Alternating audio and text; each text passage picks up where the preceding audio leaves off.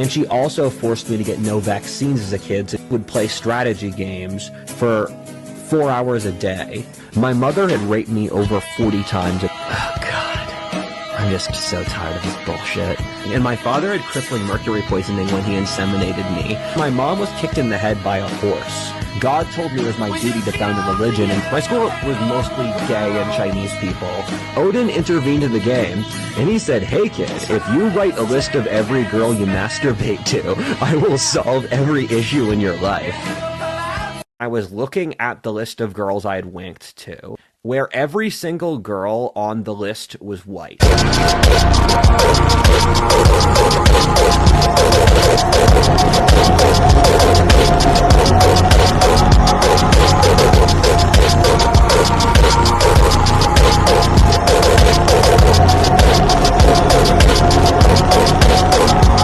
Understand how much I love God, both Yahweh and Odin, for healing my PTSD. You cannot understand my motivational system here.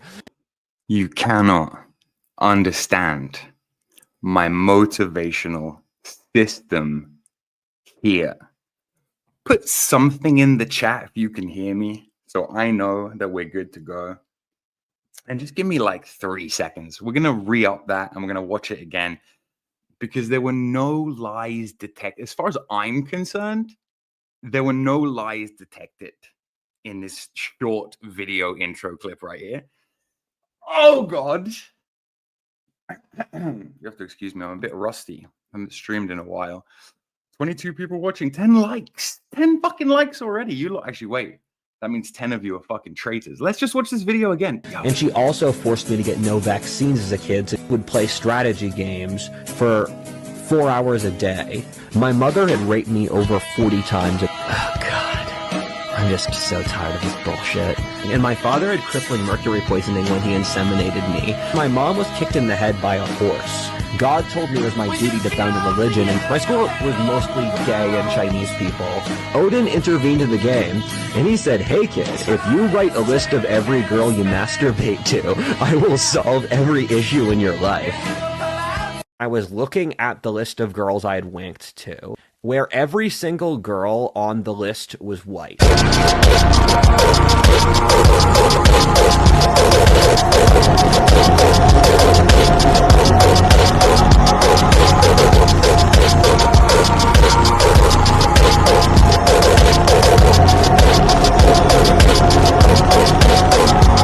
Understand how much I love God, both Yahweh and Odin, for healing my PTSD. You cannot understand my motivational system here.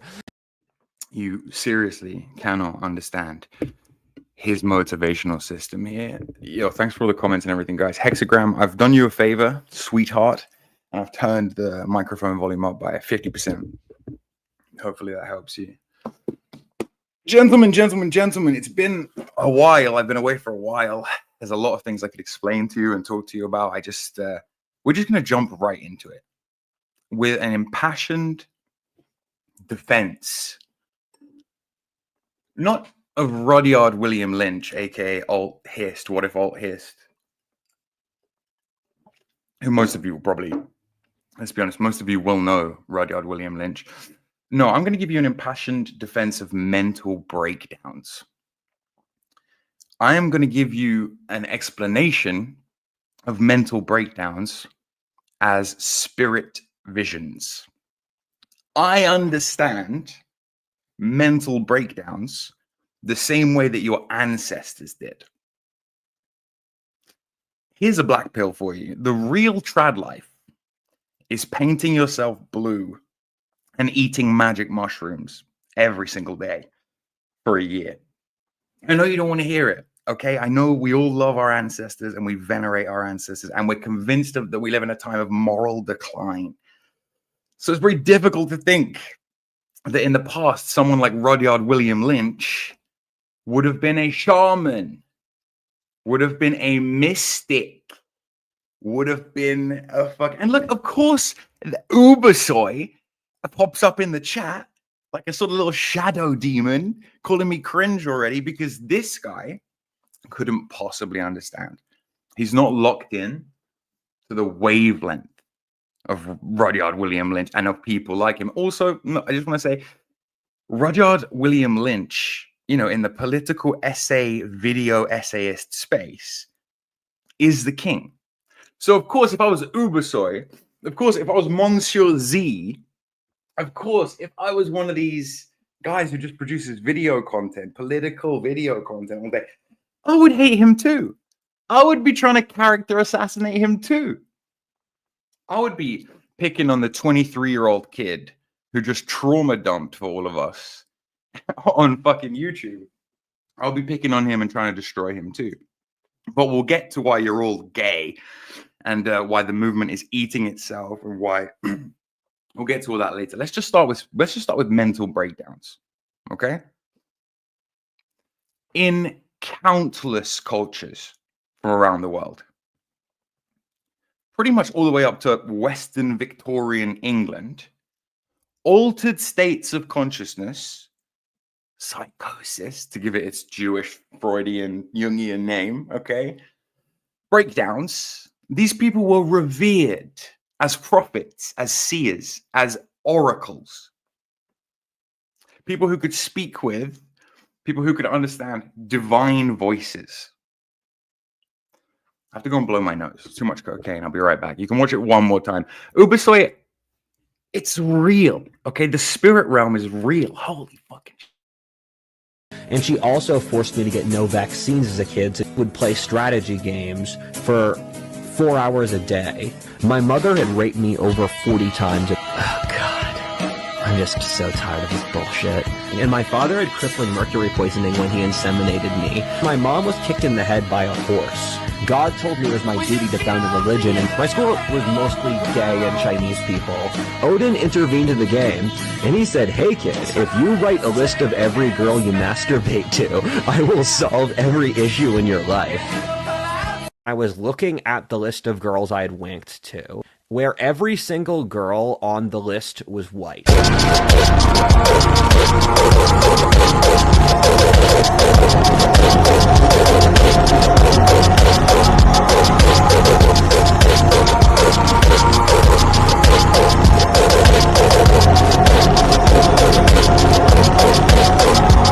Understand how much I love God, both Yahweh and Odin, for healing my PTSD. You cannot understand my motivational system here.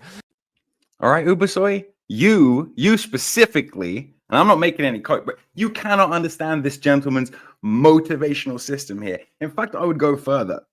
I would say that your spiritual and perceptual framework of the world is too fucking limited to comprehend the genius of Rudyard William Lynch. I feel like his name should have the third on the end of it. I want to say Rudyard William Lynch the third, but he's the first. He's the original. He's the OG. Okay? And I haven't even got started defending mental breakdowns yet. So let's continue, shall we? Holy fuck. You niggers need to break the chains of materialism. You are trapped in a fucking matrix of your own creation where you literally can't watch a 23-year-old famous kid have a quarter-life crisis breakdown without being like, let's have a pile-on. Let's jump on the dude who just told us that his mother raped him when he was a child, shall we? Fuck me. Look, what he's done, what Rudy's done, whether you like it or not, is he's broken the veil.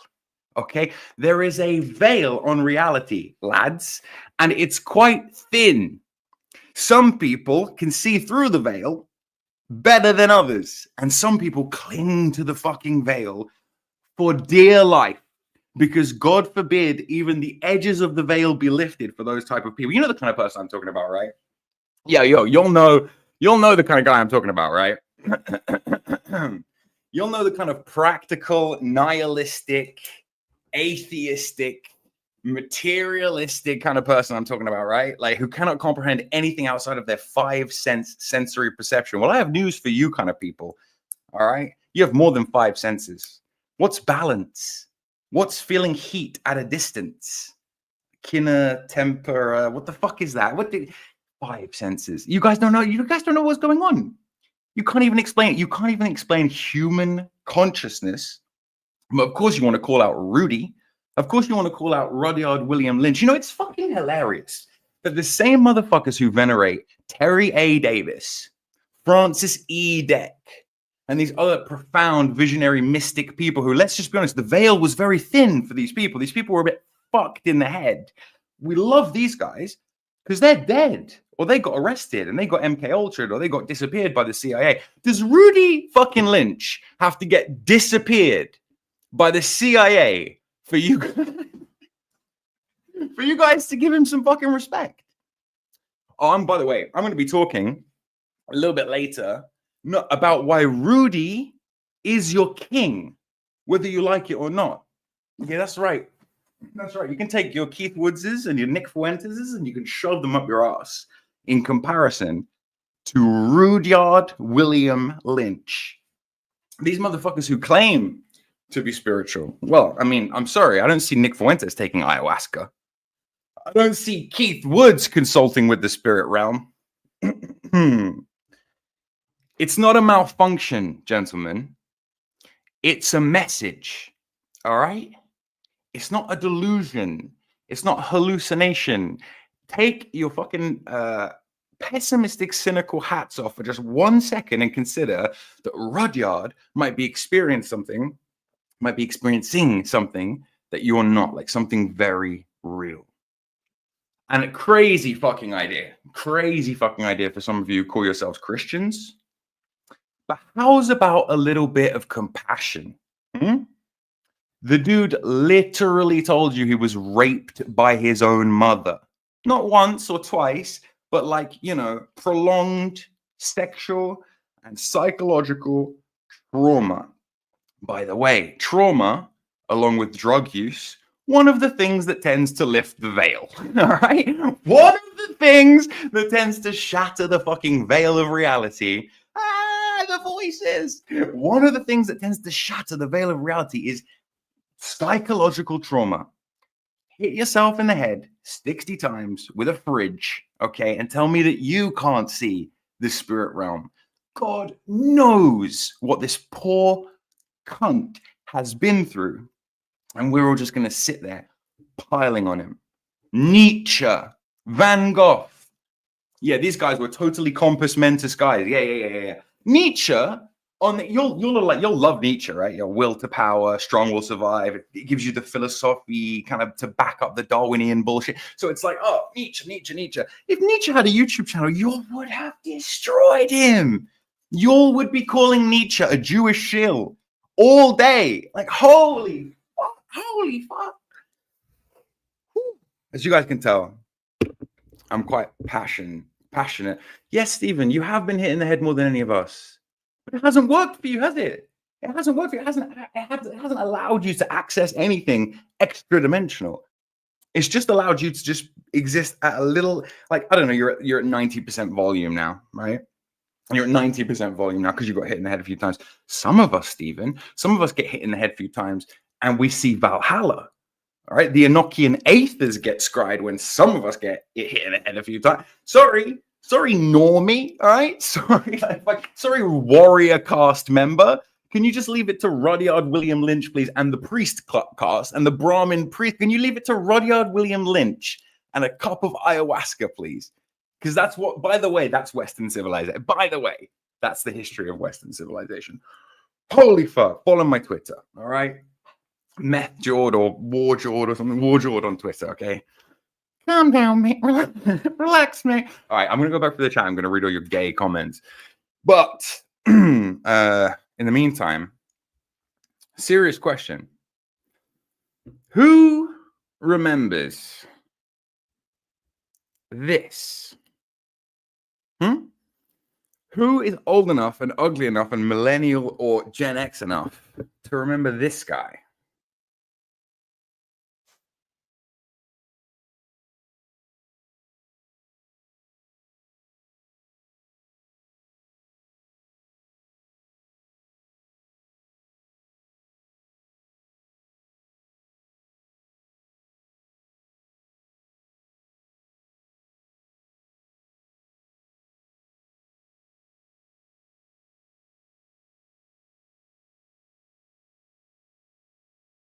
I appreciate you letting me know. Luckily, I haven't missed anything yet. All right. Luckily, the good shit's coming.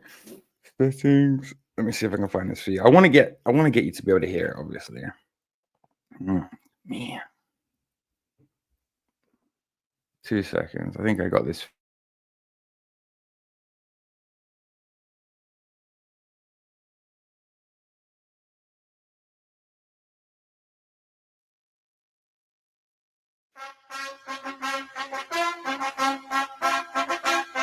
Better? You hear that shit now?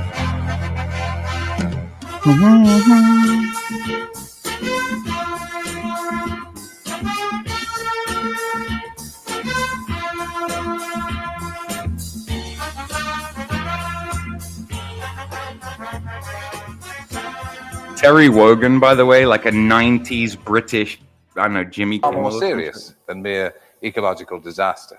According to his book, The Truth Vibrations, the world as we know it is about to end. David Icke.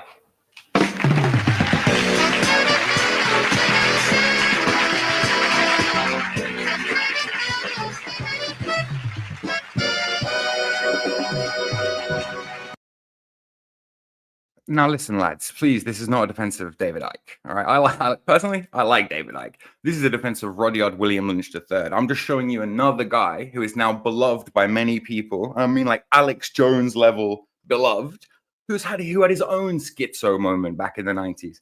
David Icke, of course, for those of you who don't know, went on Terry Wogan's show in 1991 and claimed to be Jesus Christ himself. We all love David Icke now, by the way. People are willing to look the other way now, by the way. I don't know if it would be the same if it was on the internet, if it was recorded in perpetuity in 4K. I don't know. So you're all in the turquoise, which of course is the color. Hold on a sec. Yeah, that's a good start. Fill your mouth full of sweets. Yeah, well, see, the world is not necessarily going to end, but the Earth is going to go through a series of geological changes that are necessary to make sure it doesn't end. That's the point. Yeah. Did I see you say that turquoise is the color? What's turquoise going to do? Well, there is an energy that comes from a being called the Godhead, which is, I mean, we talk about God. The Godhead is not a guy with a beard sitting on a cloud. It is a massive spirit, the basis of all creation. And coming out from this Godhead, round all creation, through all the stars, through all the planets and everything else, is the life force known as the light. I mean, the Bible refers to the light. And within this light are various other energies which have certain gifts. And these other energies have a frequency that is the same as all the colors. And turquoise actually is the same frequency as an energy called... Finally, a decent comment. Finally, something I can fucking contend with. Something that gives me the impetus to speak. Yes. Yes, modern monarchist. Yes, the spirit realm is the demon realm. It's also the imagination realm. You go there every night for hours on end, whether you like it or not. And if you don't go there, the spirits will come and drag you back there. Eventually, hey, look, try not going there for 8 days in a row. Tell me how you feel afterwards. Yes, it is the demonic realm. Yes, it's also the angelic realm. It's also the mental realm, the imagination realm. There's something beyond the 5 sense material, guys. I hate to be the one to break it to you, but there really fucking is. Otherwise, what else are you doing here? Oh, why do you guys even care about fucking white people then? Is it literally just you want more white monkeys than black monkeys on the planet? Or is there some innate hierarchy of good that makes one group better than the other? And if there is, where does it come from? How do you explain it using just 5 cents? But if you're an atheist, rational, why do you care about any of this shit? I don't understand. I don't fucking understand. Somebody wake me up in the chat. Love and wisdom. Therefore, when you wear that color, you attract it. When you wear black, you attract a color that is the opposite to love and all the things we wish to bring to the earth. But it attracts another kind of energy, which is... I just want to say, he was dropping bangers even then. You know, who wears black in society? Uni graduates, judges, right? Black's a very Saturnian, satanic color. Even when David Icke was having a full mental breakdown on national television on the Terry Wogan show, convinced that he was Jesus Christ incarnate, he was making a lot of sense. And I'm going to argue later that in amongst Rudy's 12-hour schizo-babble rant, there is also a lot of gemeralds of wisdom that we can all be taking away from this. But let's get back to David Icke, because he thinks he's Jesus. Which is very But this is very hard. This is very hard on priests and nuns, isn't it? well.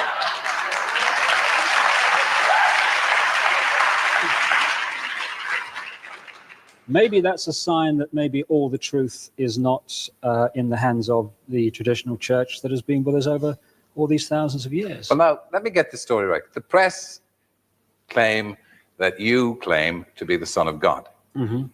Is that true? Yes, you see, the thing is that, it's quite funny, really. You know, 2,000 years ago, had a guy called Jesus sat here and said these same things, you would still be laughing. It's really, really funny that we've not really moved on that much. There have been many missions, if you like, over the last 12,000 years to try to free the earth from control by a force that is working against the Godhead. The Godhead is the basis of all love and wisdom and all the rest of it in the whole of creation. But there is another being, the Bible refers to it as Satan, the real name is Lucifer, who is trying to take over creation. And because of the very important part this particular planet plays in the whole, actually destroying this planet would be a major step forward in that direction. Therefore, for the last 12,000 years, the influence on this planet has been from this being and from the energy which he sends out. And it's an energy that stimulates people to think in a certain way. So we hate, we You really did. You really used to be aggressive. We used to be a football have player. no forgiveness. We have as no in real football, not gay American football. He used to be a soccer player. He used to be a fucking model for like various athletics brands. He used to be a TV presenter, and then he became an MP or a member of parliament for the Green Party after he had his, spiritual awakening, and he realized that, we're all one connected consciousness on Earth. See, here's the thing. Here's the issue. Here's the problem, lads. The spirit realm doesn't exactly make a lot of sense. It's almost like getting a download of too much information, which you are then still going to have to process through your fragile human brain. It breaks a lot of people touching this stuff and transcending this stuff. That's why the Greeks used to say that if you could see the gods in their actual form, you as a mere mortal, your brain would be fucking fried, right? Like, you have to process these things through your own perception. So of course people have these experiences and they come back saying, I saw angels, right? Well, if they're Bible Belt Christians, they come back saying angels. If they're Reddit soy liberals from Seattle, they come back saying, I saw a UFO, right? Like, you have to filter this shit through your own perception, lest it break your brain. But what is he actually talking about? Like, what he's saying here is completely accurate. And you're right, he was a mogger. Saturn, time, Kronos, it comes for us all, buddy. All right, enjoy your youth while you can. tolerance. And I ask the audience this, when you survey the world today, when a child dies in this world of preventable disease every 2 seconds, when the economic system of the world must destroy the earth simply for that system to survive, when you see all the wars and when you see all the pain and when you see all the suffering, is it a force of love and wisdom and tolerance that is in control of this planet? Are demons the only spirits? Let me tell you this right now. Let me tell you this right. Are demons the only spirits? Demons are the only spirits that you can talk to. Okay? Demons are the only spirits who are going to work with you, who are going to do your bidding, who you can bind as your servitors in the world. Because angels aren't going to help you. If this is a simulation and certain entities are doing their job, keeping the simulation on track and keeping going, and other entities have kind of gone rogue, and we're debating whether or not, to what extent that was a part of that was a plan of the designer, don't try and speak to the entities who are trying to keep it. If you wanted to speak to the spirit realm, these would be the ones you would have to speak to. Not recommending it, by the way. Not recommending seances and Ouija boards and contacting demons. Although, what do you think you're doing when you talk to ChatGTP? Ho! Or is it a force that wishes to bring about the very hate, the very aggression, the very suffering? Because the key thing to get over, Terry, is this. When we think, it is not a vacuum. When we think, we create an energy field. This is how telepathy works. An energy field leaves one being, and other beings can tune into it and read that thought. When you think thoughts of love and wisdom and of tolerance and all the things we wish to bring to the earth, you create a certain kind of thought energy, the very same energy that the Godhead sends around creation. When you think the other thoughts of hatred, of anger, of aggression, you create a different kind of energy known as negativity, which is very, very destructive. This being called Lucifer lives off this energy. So the more that is produced on this planet, the more powerful that being becomes. Therefore, All right. We're starting to get some good takes coming in, not only from David Icke here, dropping some bangers, by the way, but from the chat. I was just using this time to download Rudy's video. I have not done my homework. I'm trying to keep the show going whilst building the show in the background. It's kind of mental.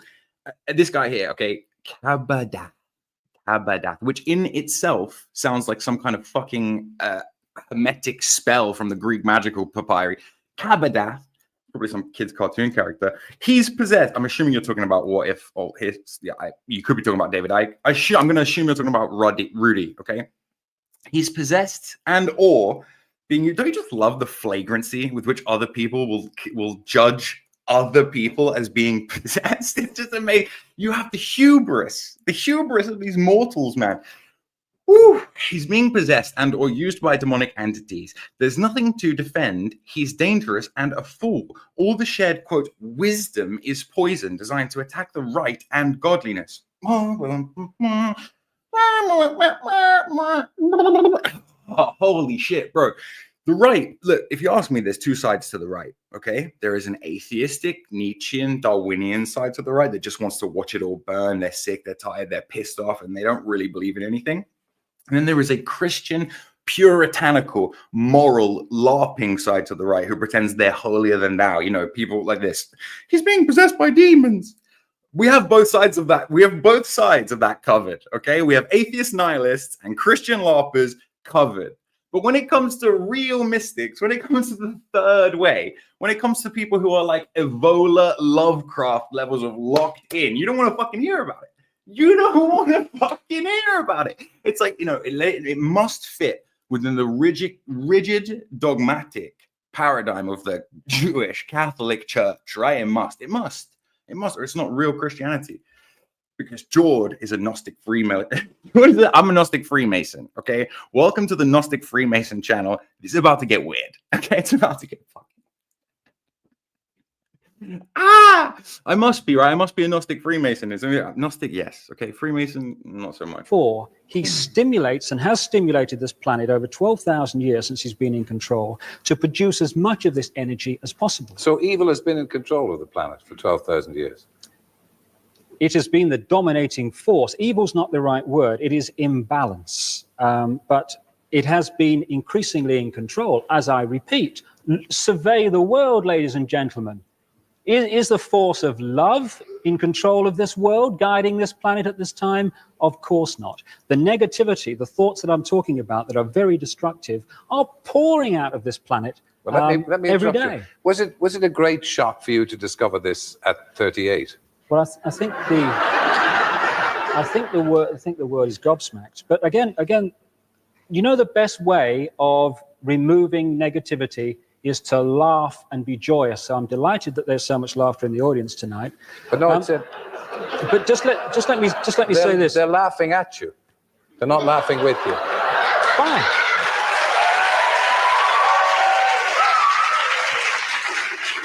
I didn't mean that. I didn't. Just an example there, right? Just an example there of how they ridiculed David, how they made his life a living hell. I'm talking, when I say they, I mean the British tabloid media, the press, because this was back when people only had 3 major newspapers, 5 TV channels. This is when if you wanted to character assassinate someone completely, and they didn't even have their own little echo chamber to run away and hide in, you could do it on the 5 major TV channels, and they did. They fucking crucified David Icke, which was ironic because the guy said he was Jesus, right? It's not actually what he said. If you listen to what he's saying, it's a spiritual allegory caused by fuckery in perception. And yeah, as the commenter pointed out, a lot of narcissism, as Heinrich here points out, a lot of narcissism. You kind of have to be mental to think you're the chosen one. But I'm going to make an argument a little bit later that Rudyard William Lynch is a humble king. Okay? Humble fucking king compared to how he could be talking and what he could be saying. You guys just haven't put it into perspective yet. You haven't put anything into perspective yet. I hope you shed some light on it. EP, I love you, buddy. But I have a feeling this comment is going to piss me off. Also, I want more whites because we make stuff and produce a civilization. And produce a civilization that I like. Imagine if we had a world which was just Europe from one side to the other. It would be wonderful and beautiful. All right, here's a contention for you. No, it wouldn't. The only way you see the picture in the mosaic tapestry is by having black tiles and white tiles. If the entire mosaic was white tiled, there would be no picture. Yes, I sound like a cringe DIE liberal promoting diversity, but I'm really not. What I'm saying is that white needs to stay in the white pixels and black needs to stay in the black pixels. It's an analogy. What I'm essentially saying is, why? Your whole thing here is like, we make stuff. We produce civilization. Things. Materialism. Why have kids? For the sake of having kids, so that they can have kids and have kids and have kids. And eventually one of your kids will be there to see the sun burn up in a great big fireball. Like, what's the point of it all? We are living in a simulation. If you don't want to break it and step outside of it yourself, I don't blame you. That's hella scary. But why do we have to mock the people who do?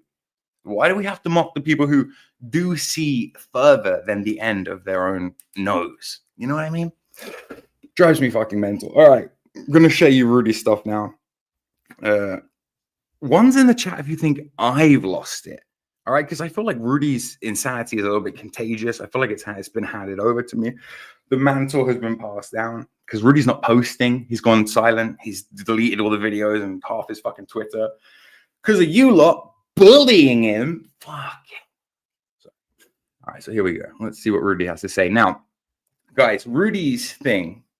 Well, should we just start with who is Rudy? Imagine you've listened. Imagine you don't know me. You stumbled. Sex is the reward for life, not life itself. Imagine you don't know me. You stumbled across the stream, and you've just heard me rant like this, and now you're like, you don't even know who Rudy is. Okay. Surely you all know who Rudy. Let me skip to the front of the chat. Does anyone literally not know who Rudy is? Anyone here? Like, does anyone actually not know? Am I wasting my time explaining who Rudy actually is, or can we move forward? That's part of my argument, by the way. It's part of my argument, by the way, of why he's the king of these circles, whether you like it or not. Because of course we know who ChadYard Lynch is. Of course we do. He's been making videos for ages. He has 700,000 YouTube followers, subscribers, whatever you want to call it. And yeah, he doesn't make exclusively political content. He makes alternative history videos, or at least that's his bread and butter. That's how he started. And so it's not safe to say that everyone who follows him because they agree with his political takes. But that's true of anyone who makes content. You can't just assume that he has that many followers and they all love him. Rudy has 700,000 followers. So what I did was I went to look at Keith Woods' channel to compare. Because I know Keith has a lot of followers, right? But I didn't know he had... I assume I was like, he must have less than 100K, and Rudy has 700K. So this will be a good way for me to make my point. I'll compare someone who's considered a thought leader in these movements, and then I'll compare them to Rudy and what Rudy's achieved at 23 years old. Fucking incredible what this guy has achieved. And then I looked, Keith doesn't have a channel. Keith can't keep a channel. Keith can't keep inside the boundaries, inside the chalk line, dead man of rules about what you can and can't say, anti-Semitism. So he got nuked. Rudy can keep inside the Overton window. Rudy's the best we are going to get inside the Overton window. So we would be better picking him up off the floor and being nice to him, even if you think he's a crackhead who has sexually induced trauma from his childhood, okay? Even if you buy into Freudian psychology and you think everything is just about Rudy and his mum, be nice to the guy. What the fuck are we doing here? Like, this is insane. I'm more Odin pilled than you could possibly imagine. But you spell Odin wrong, which is terrifying. Sex is simultaneously very important and unimportant at the exact same time. It's how life perpetuates itself, how you pass through one level from one generation to another. But at the same time, it's just half an hour of friction. And when it's over, it's over.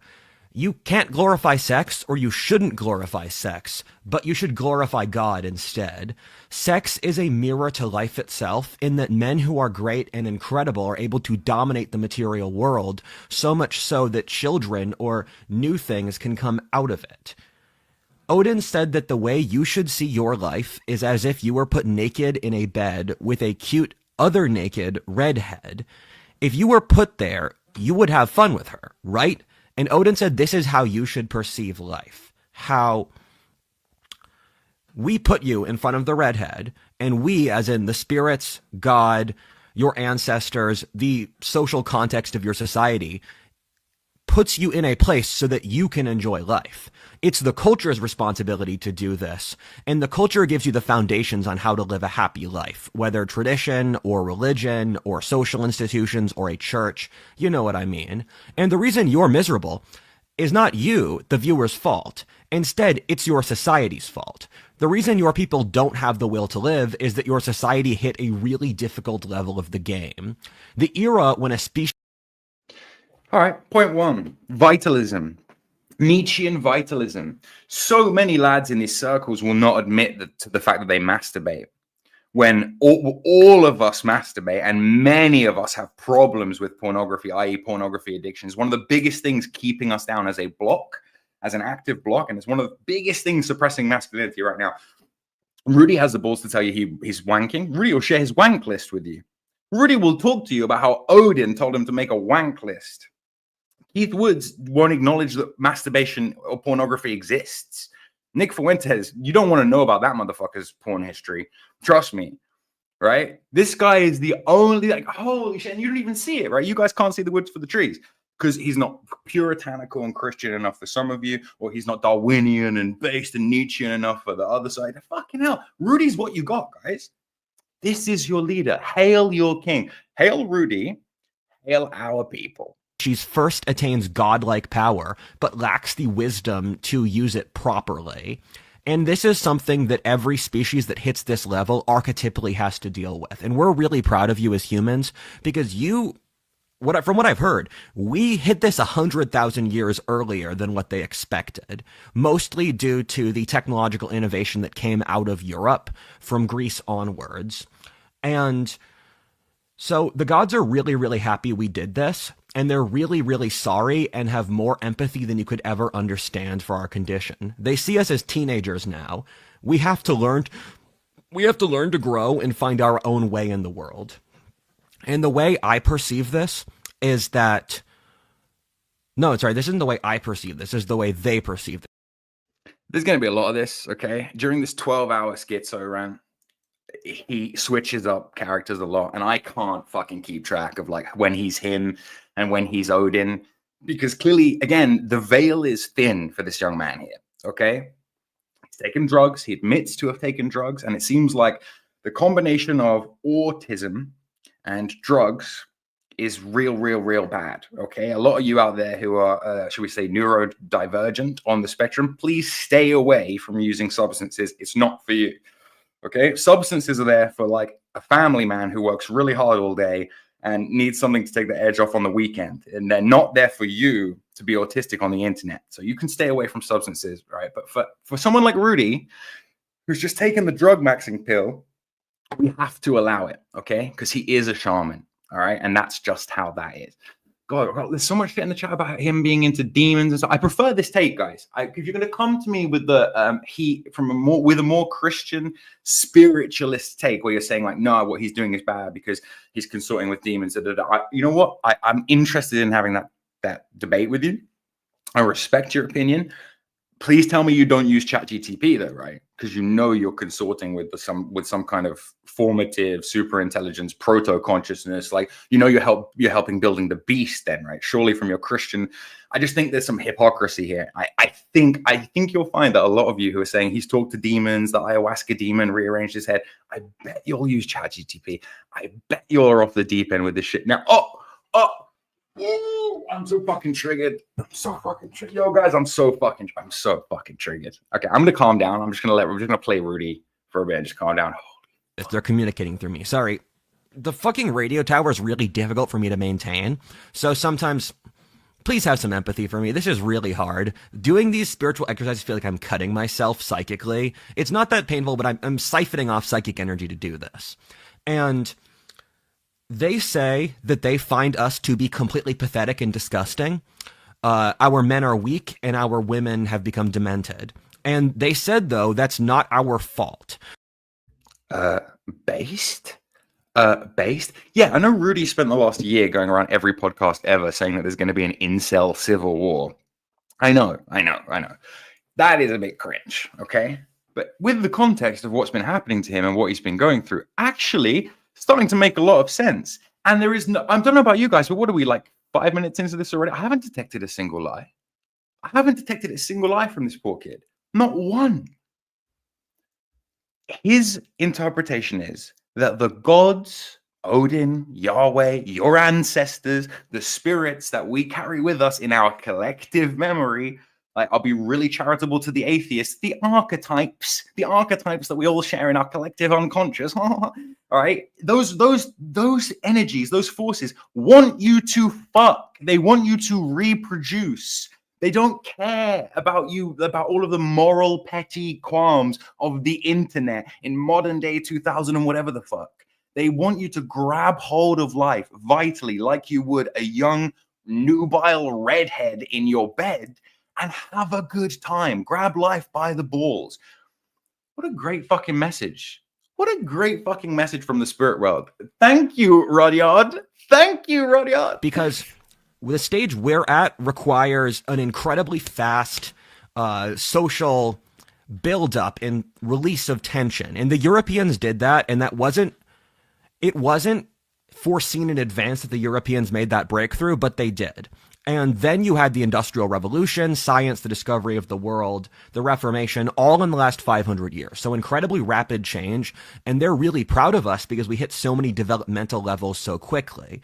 But all things must come to an end. And in the 20th century, when our population was rising really high, our society had to have an off switch because the natural world demands off switches, and industrial civilization increased us so fast that the natural order needed to have an off switch for our own safety because we were advancing so rapidly technologically that we were going to get ourselves killed with some ridiculous technology or another. What we're currently seeing with wokeness and population collapse is one of the nicest scenarios for an off switch. And they said they're proud we reached this point because if your society is facing mouse utopia and population decline, it means nothing else has killed you. We haven't had a genetically engineered plague. We haven't had a nuclear war. We haven't had World War III. We haven't had supply chain issues. We haven't run out of oil. So the spirits want to pause and thank us for how proud they are of us that we've made it this far. And they said, this population collapse or dying from wealth is the coolest way to die. So they're really proud of us because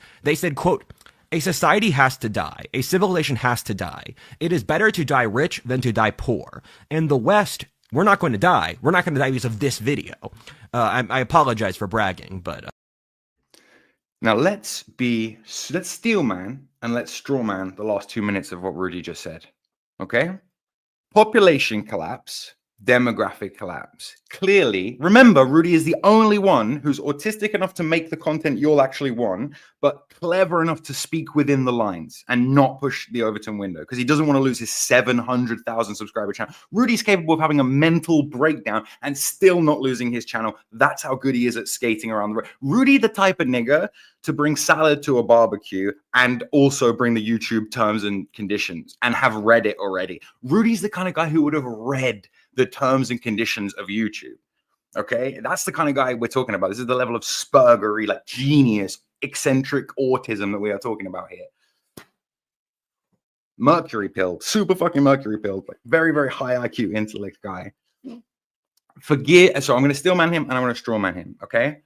This is the steel man, obviously. Forgive his narcissism. Humble king. He doesn't mean this video. He means the ideas contained within this video. If you're willing to do the work, if you're willing to sit there and watch it. And let's be honest, not many of us are. Not many of us have 12 hours that we can take out of our day to listen, to find the gems in what seems like a cooked garble. That's why I have watched a lot of it for you, okay? And that's why I am showing you this bit in particular, because this bit is the least lies detected.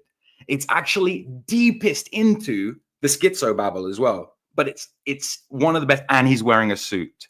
This will be what the religion of the future builds their fucking ideas around. These will be, do you know that there's tapes of L. Ron Hubbard, the founder of Scientology? And when you get to like level 10 or whatever of Scientology and you become like a level 10 cyborg or whatever the fuck, they play you the tapes that L. Ron Hubbard left behind, the schizo audio. By the way, Rudy has an organization, gentlemen. It's called the Crimson Dragon, the Order of the Crimson Dragon, or the OCD. Some of you listening to this would be well advised to join that organization. No cap. We got this far. I need to let off some steam.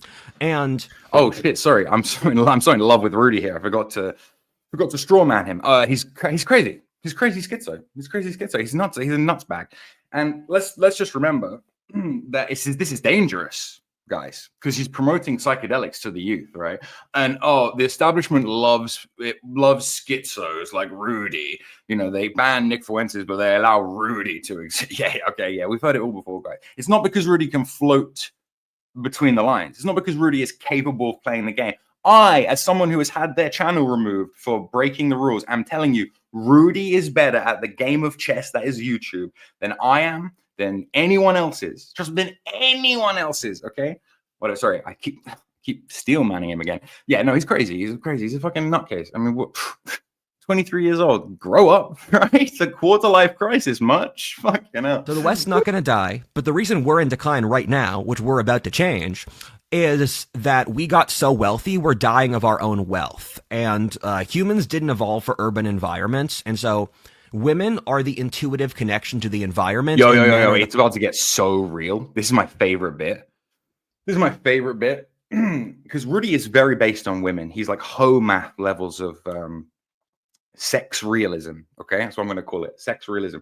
But this is where you see the spirituality behind it. This is so fucking good, this bit. And yes, at the end, we're going to watch I'm going to bring Lewis Wayne on, and we're going to watch a montage of all the crazy shit he said during the time, because it is funny, and yes, ha ha ha. But let's laugh with him, okay? Let's not laugh at him.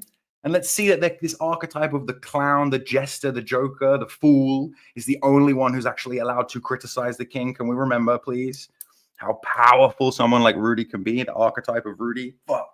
100 live viewers. I don't think I'm getting schizo enough. All right. Cultural programming. Women are eternal across every society, and they respond to stimuli. The men are culturally programmed by that given society for its civilizational goals. For example, the father's role is to imprint how the left hemisphere, or how you relate to power and money and authority and responsibility. Men imprint that. The father imprints it on a child. The mother. Yo, Jobo, I can't tell if you're joking, man. I can't tell if you're joking. This must be sarcasm. This must be irony. Because I've followed Rudy for about 10 years. I followed Rudy when he had no joke, when he had like 400 subs. Because I follow a lot of, because I am that guy who follows a lot of alternative history channels. I love to think about what if. I was one of Rudy's early followers, not even joking. And I'm seriously thinking about joining his membership, bro. Like, I'm chucking him $5 a month. No cap. So I don't know if that breaks the illusion for you or whatever, but like, don't know where you get that from. Imprints your subconscious reactions to your environment. So your mother loves you. Hopefully, mine didn't. So your mother loves you. She tells you you're handsome. She tells. If you think that's a joke, what you just did there, and not an involuntary reaction, I feel sorry for you. Like, if you're that autistic and you think that was him like making a lol. Fuck, that was hard to watch, actually, bro. You that you shouldn't worry too much. She hugs you when you're scared, because your mother's imprinting your subconscious assumptions and your father is imprinting your conscious assumptions. And so what happened is that there was such a huge evolutionary mismatch between the environment we evolved for and the environment we live in, that women through feminism rebelled against the system because they weren't getting what they needed from a natural, healthy environment. And so this is why feminism crashed the birth rate so much, because women are taking orders from Mother Nature that we are in such an evolutionary mismatch they're not going to have children. The way we have to have kids is to fix the evolutionary mismatch.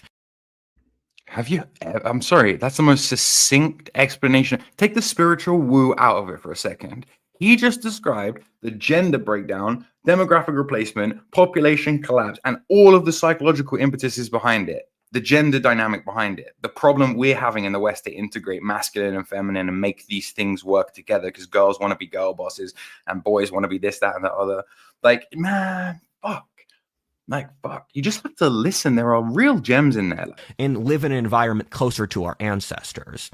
And what we are seeing now is, and the reason that our society fell apart is that we entered an evolutionary system where there was no previous social traditions that allowed the ability to process an urban industrial civilization. So we gave our power to the bureaucracy to manage our interactions in an urban society because that's what we had to do. It was necessary with 20th century technology. And the spirits say we don't judge you for that because it was necessary under the incentives of the situation. We will judge you if you don't improve and change from that. So the bureaucracy, which gained power due to having an urban society where you can't operate on an interpersonal level, made an alliance with women to basically predate off men. And this is the current system, and I'm calling your bluff. Our entire social structure is a system so the bureaucracy can work with feminists to predate off men so the society stops breeding.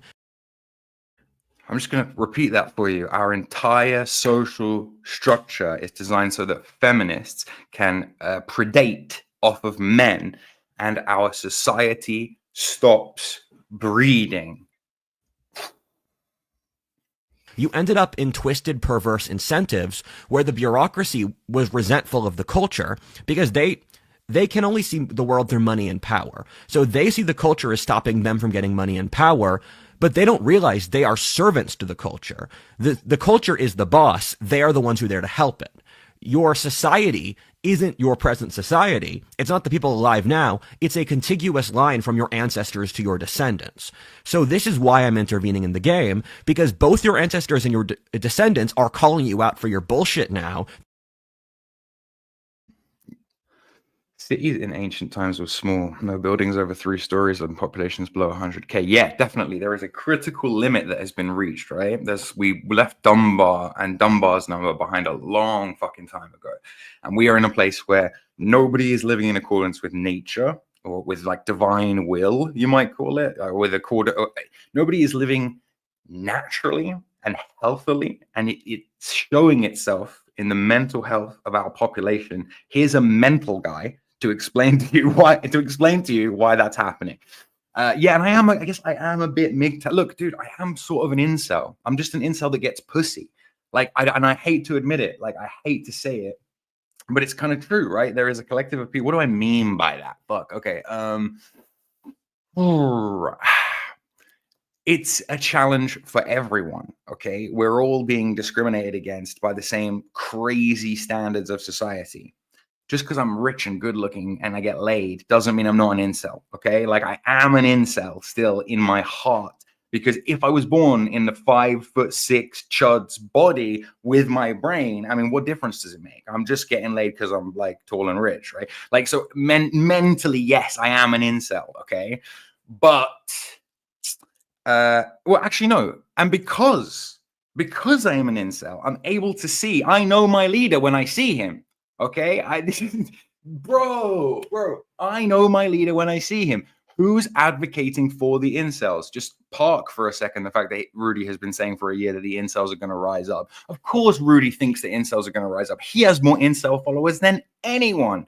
More than Fuentes, more than Keith Woods, more than all these people. Like, more than all these people. He has 700,000 subscribers. His Discord server is probably lit and probably very highly moderated, and you all call him a cuck, but whatever. Like, the point is, he's out there. He's doing it. He's right. And yeah, I guess I am a MGTOW incel, but like, look, go back 2-3 years. This guy's been making content on behalf of the incel generation. He's one of the only people who will speak. Do you understand how uncool it is in mainstream society to speak up for the incels? It sounds like you're defending pedophile rapists at this point. That's how well the media has conditioned them, normies, to hate incels and to hate basically just like guys who are socially ostracized and can't get laid for whatever reason, who are outside of society, either, you know, sexually or politically or whatever the fuck. Like they've man. And you got like 4 guys standing up for you in the mainstream, and this is one of them, and you're just gonna throw them under the bus? Fuck you guys, seriously. You guys are fucking crazy. So real. Yeah, it's not really your fault your society fell apart. We find you pathetic, but this was going to happen at some time or another, and we're really proud that this is the thing that did you in. There are also a few other messages I need to convey to you briefly. The first is the spirits want to say again they love you more than they could ever say. I was sent to you by your bloodline, which is why I work for Odin, since he is the genetic king of my people. The Britons. The Britons. Who knows who Rudyard Kipling was? It's an interesting synchronicity there. Interesting. The Britons. The eccentric Anglo-Britons. The Celtic, Druidic, pagan, magical island of wizards. Harry Potter. Britons. I speak to your blood. I know that you know that the things I am saying are true. Since we can sense your blood, we know what your genetic wiring is. We know what you know. When you lie, we know you're lying. Your ancestors are really trying to help you here, and I am their gift. The spirits like to convey the message that you should mentally see me as Gandalf. If you process me as Gandalf, that's nearly a 100% accurate assessment of what my role is, what I am, etc. I am not a god, I am a... He is not a god, he is not a prophet. He is an Anglo-Druidic bardic wizard from a long tradition of Anglo-Druidic bardic wizards like Shakespeare and Yeats and Byron and Shelley and wizard. It's hilarious I can say that, and it's so ridiculous, but it's also not. My people are the Britons, which weren't a people before the British Empire, but formed to be one. They were the nation that conquered the world and first unified the human biosphere. Ironically, I just want to say, as someone who is 88% genetically Briton, yes, the rest is Jewish and German, yeah. As someone who is a Anglo-Celtic, someone who really understands, this calls to me. This speaks to me, okay? Lord is Lord. No, I'm not Lord. Jesus is, okay? And Wotan is. Odin is. Because listen, guys, I love Jesus. I love Jesus. I love that archetype. We need that. We need to love our neighbor. We need to bring Jesus around each other. But we also need to bring back the old gods, because different times call for different solutions. Rudy really is getting at something with the Odin Wotan thing. You know, who knows who Odin, Wotan, Hermes, Mercury, Thoth in the Egyptian? Who knows who this actually is? Are you guys even really familiar with this archetype? Get to work, all right? Get to feeding the crows. Of Arthur's day made a deal with the spirit world they'd beat the English and the Saxon invaders, which is only true in name, since they were forced to speak an English language, have English genetics, be conquered by the English, have a English legal code, and the English Empire. So the Welsh technically won, but the English did much more winning. I was summoned by them in the same way we are all summoned by higher forms. We as individuals were all spawned by higher forms like gods, spirits, nations. Yes, my paternal line, dad's dad. If you trace it back, it goes to Harold Bluetooth.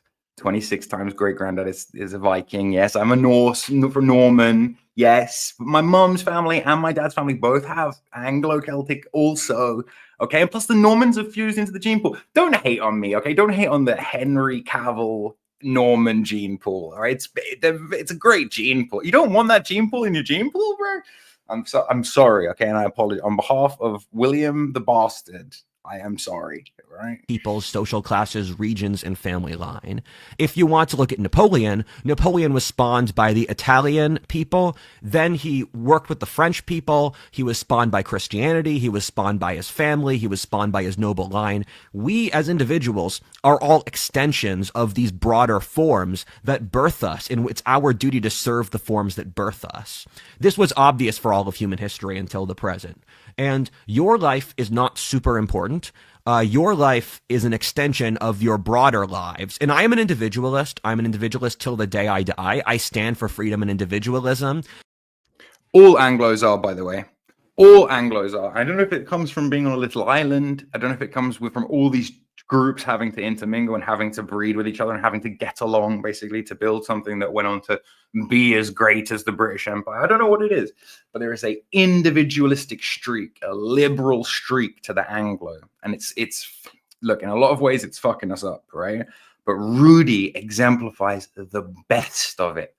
Right? Rudy exemplifies the best of what it actually means in that tradition. If you're looking for someone who gets it, who gets what it means, who understands how you can be based and be a liberal, it's this guy. It's not Carl Benjamin. It's this guy. Damn.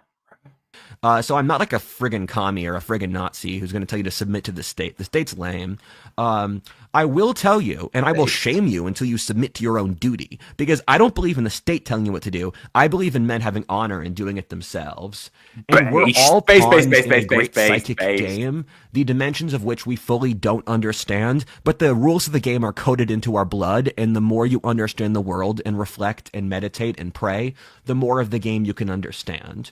Whether or not you realize it, you already have a master. If you don't like your master, pick a better one. We're all forced to pick masters in this spiritual game, and sometimes your master is money, sometimes it's communism, and if you don't think you have a master, you might have a bad one. So be Fucking hell, this is just bar. This is why I chose this clip, right?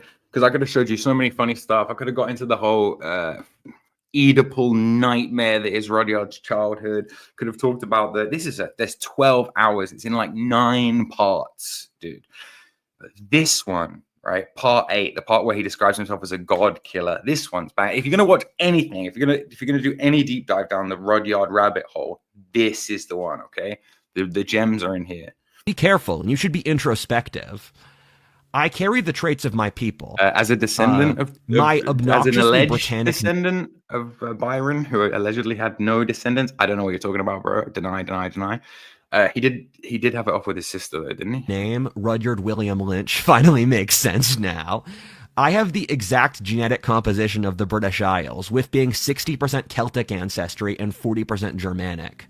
Making me a mix of Irish and English making me a mix of Irish and English ancestry was a way to troll both, and making the symbol of the Britons being a plurality Celt was there to troll everyone else. Is it a coincidence that I keep an ethnic map of the British Isles that my family passed down to me from the 19th century in my recording frame?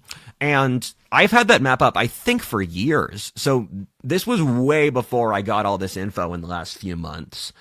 Oh god, life is funny. Okay, this is where I lose. This is where I lose half the audience. Okay, you don't have to listen to me. I'm literally a man in his 30s who believes in astrology. Okay, so you don't have to listen to me. But yeah, Jesus is a very Piscean figure, and we are moving out of the age of Pisces, the age that all of the big monotheistic religions were founded in. And we're moving into the age of the water bearer. I don't know who that is, what that archetype is, or what that means. But even Jesus said, I'm with you until the end of the age. Look for the man carrying water.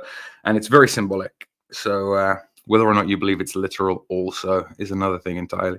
Up such obvious hints. Like, that's just an example. You just have to look for the hints. You add up the hints, and if you're not a schizophrenic, and if you're smart, no, I mean Jewish and German. No, I mean Jewish and German. I'm like, 13% Jewish and 5% German or some shit. Yeah, like that's what. Listen, dude, don't get it twisted. Yiddish is a German dialect. Everyone wants to say Anglos are the Jews of Europe. No. Really? That's interesting, because before the war, 1 in 5 Polish people was Jewish. So I don't know what. Image you add up may be correct, but no promises.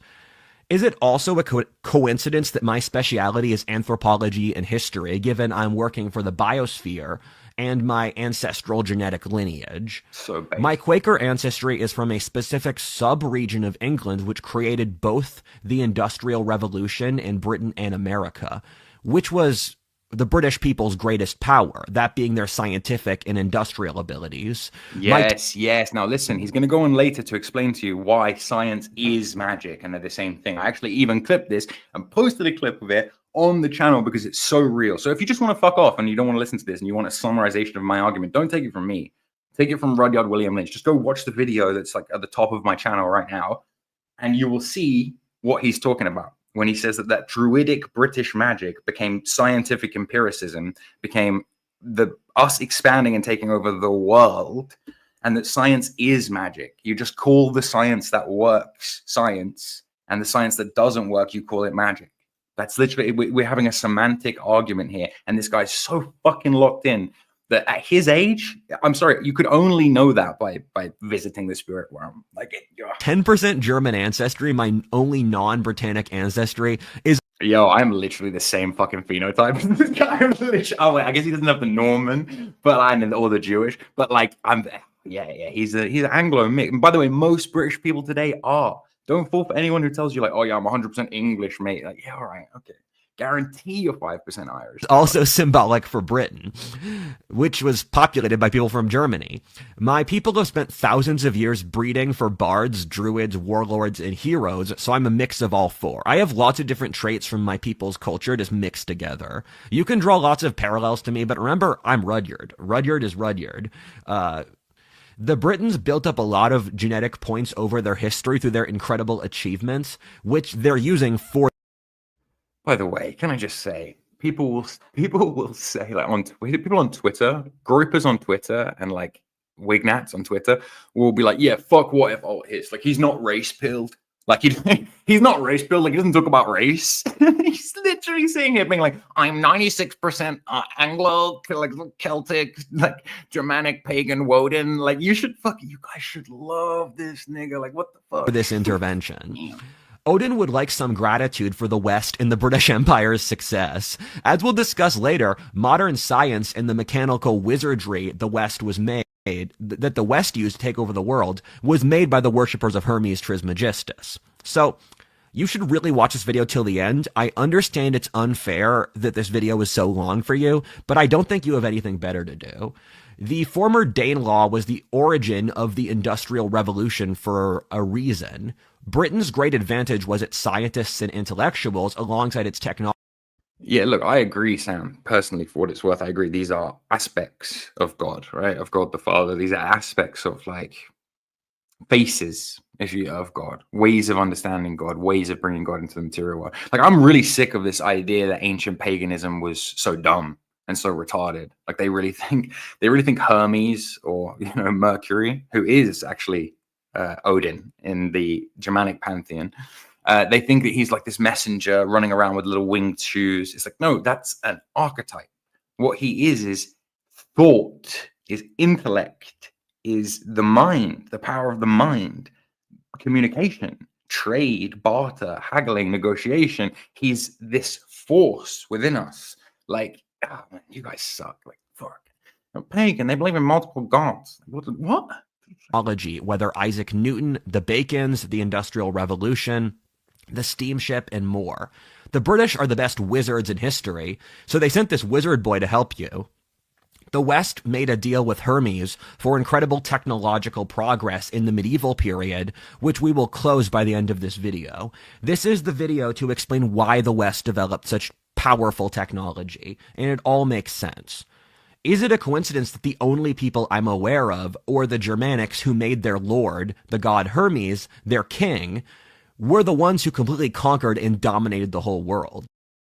Now listen, you guys don't even you guys could go to work like, oh, off to work on Monday, like, don't even think about it, right? But you don't even think about, a lot of you don't even think Monday and make the connection Moon Day. Many of you think the week starts on Monday because you've been gaslit into corporate life, right? So you think, or like working life, or working in a trade, like blue collar job. So you think the week starts on Monday. The Jews get a whole day jump on you. They don't call them Monday and Sunday. Obviously, they call them first day and second day. They start their week on Sunday, right? Like everyone else, because sun is 1 and moon is 2 and Jupiter is 3. Rudy is so fucking transcended. He understands all these archetypes and correspondences from all these different pantheons, and he knows that in the Greco-Roman pantheon, it's Hermes, Mercury, but in the Germanic pantheon, it's Wotan, Odin. And that, you know, even though Thor or Jupiter is the father to the Romans, Wotan or Odin is the father of the Norse people. Rudy knows this. Rudy is so fucking logical. You know how esoteric that is? Like, fuck me. They trusted Hermes since the cold winters and constant warfare humbled them so much that they trusted an unassuming wizard just to survive. Other peoples didn't think he was flashy and loud enough for them. It was the best decision of their people's history. Hermes turned the Germans from a swamp people concentrated in Denmark to rulers of the world. The British built up enough heroic charge over history that people are going to accuse me of trying to dox you or whatever, but like DM me the time, place, and date of your birth, and I'll show you how much I understand about astrology. This is the problem with being in these circles, right? Because it's perceived as so feminine and such a lot. But basic is one way of putting it, mate. Definitely. Yeah. they tried to create a man who could stop and say no to mouse utopia and modernity. This is a normal developmental state every species hits, in that the first people to build a global spanning empire will make someone who can integrate the entire world's biosphere. This is such a difficult task, and yet there is so much incredible advantage that can be taken from it that different peoples compete to be the first one to unify the biosphere. The first person to unify all of human culture in a single understanding, or the human biosphere, has an incredible advantage because they have the ability to assort for all of the human experience to find the things that work best, bring it into their system, and then use it for a competitive advantage. And this is the next stage of human history, that we look for wisdom so that we have competitive advantages, and we study each other so to figure out who has the best ideas so that we can share them with each other. We can't overstate that Rudyard isn't special. This may sound ridiculous, but these games aren't predetermined. All right, what he's about to talk about now, and you guys, a lot of you will just be like, oh, this bit is just narcissism. No, it isn't. What he's actually talking about here in this upcoming bit is the Anglo-Celtic concept of the weird. Not weird, W-E-I-R-D, weird, W-Y-R-D. The weave in ancient Greek that is knitted and cut by the fates. The idea that there's multiple crisscrossing timelines. And in one of them, Rudyard literally is the incel leader who rises up and helps American incels take back power and all this kind of stuff. It's just that might not be this timeline. He's accessing that fate. I know, George. Fate. No, not fate. Fate is a cringe fucking post-rationalization that comes later. Like, oh, is it determinism or is it free will? Oh, I guess it's fate. No, it's not fate. It's both, okay? Time is not a line. It's a spiral. It's a fractal spiral, like a video game. There are many things that must occur, but within the fabric of time, you have infinite choice. It's an open world, quote unquote. This is how the ancients, specifically the Anglo-Celtic tradition, the Anglo-Saxon tradition, understood it. The weird, right? Like, this guy is locked into the fucking weird, man. He's on another level. Why do you think they're called the weird sisters in Macbeth? Who am I kidding? You motherfuckers haven't read Shakespeare. Who am I kidding? Who am I fucking Rudyard kidding? just happened to win the game this time. Keep in mind, gods make thousands of bets, and nations produce hundreds of heroes. Maybe not in this timeline. Maybe not in this. And then we timeline. backwards rationalize which ones were successful as being ordained. But there's a lot of ordainment going on, and most of it fails. Keep in mind the universe works on a probabilistic level, and so for every person who works, 100 fail. And since Rudyard won, we are going to backwards rationalize why, but there are loads of timelines where Germans, Chinese, French, Russians, or Arabs win the game, and they have a handsome, young, smart man who then explains this video to their audiences to go backwards through history to say why they won.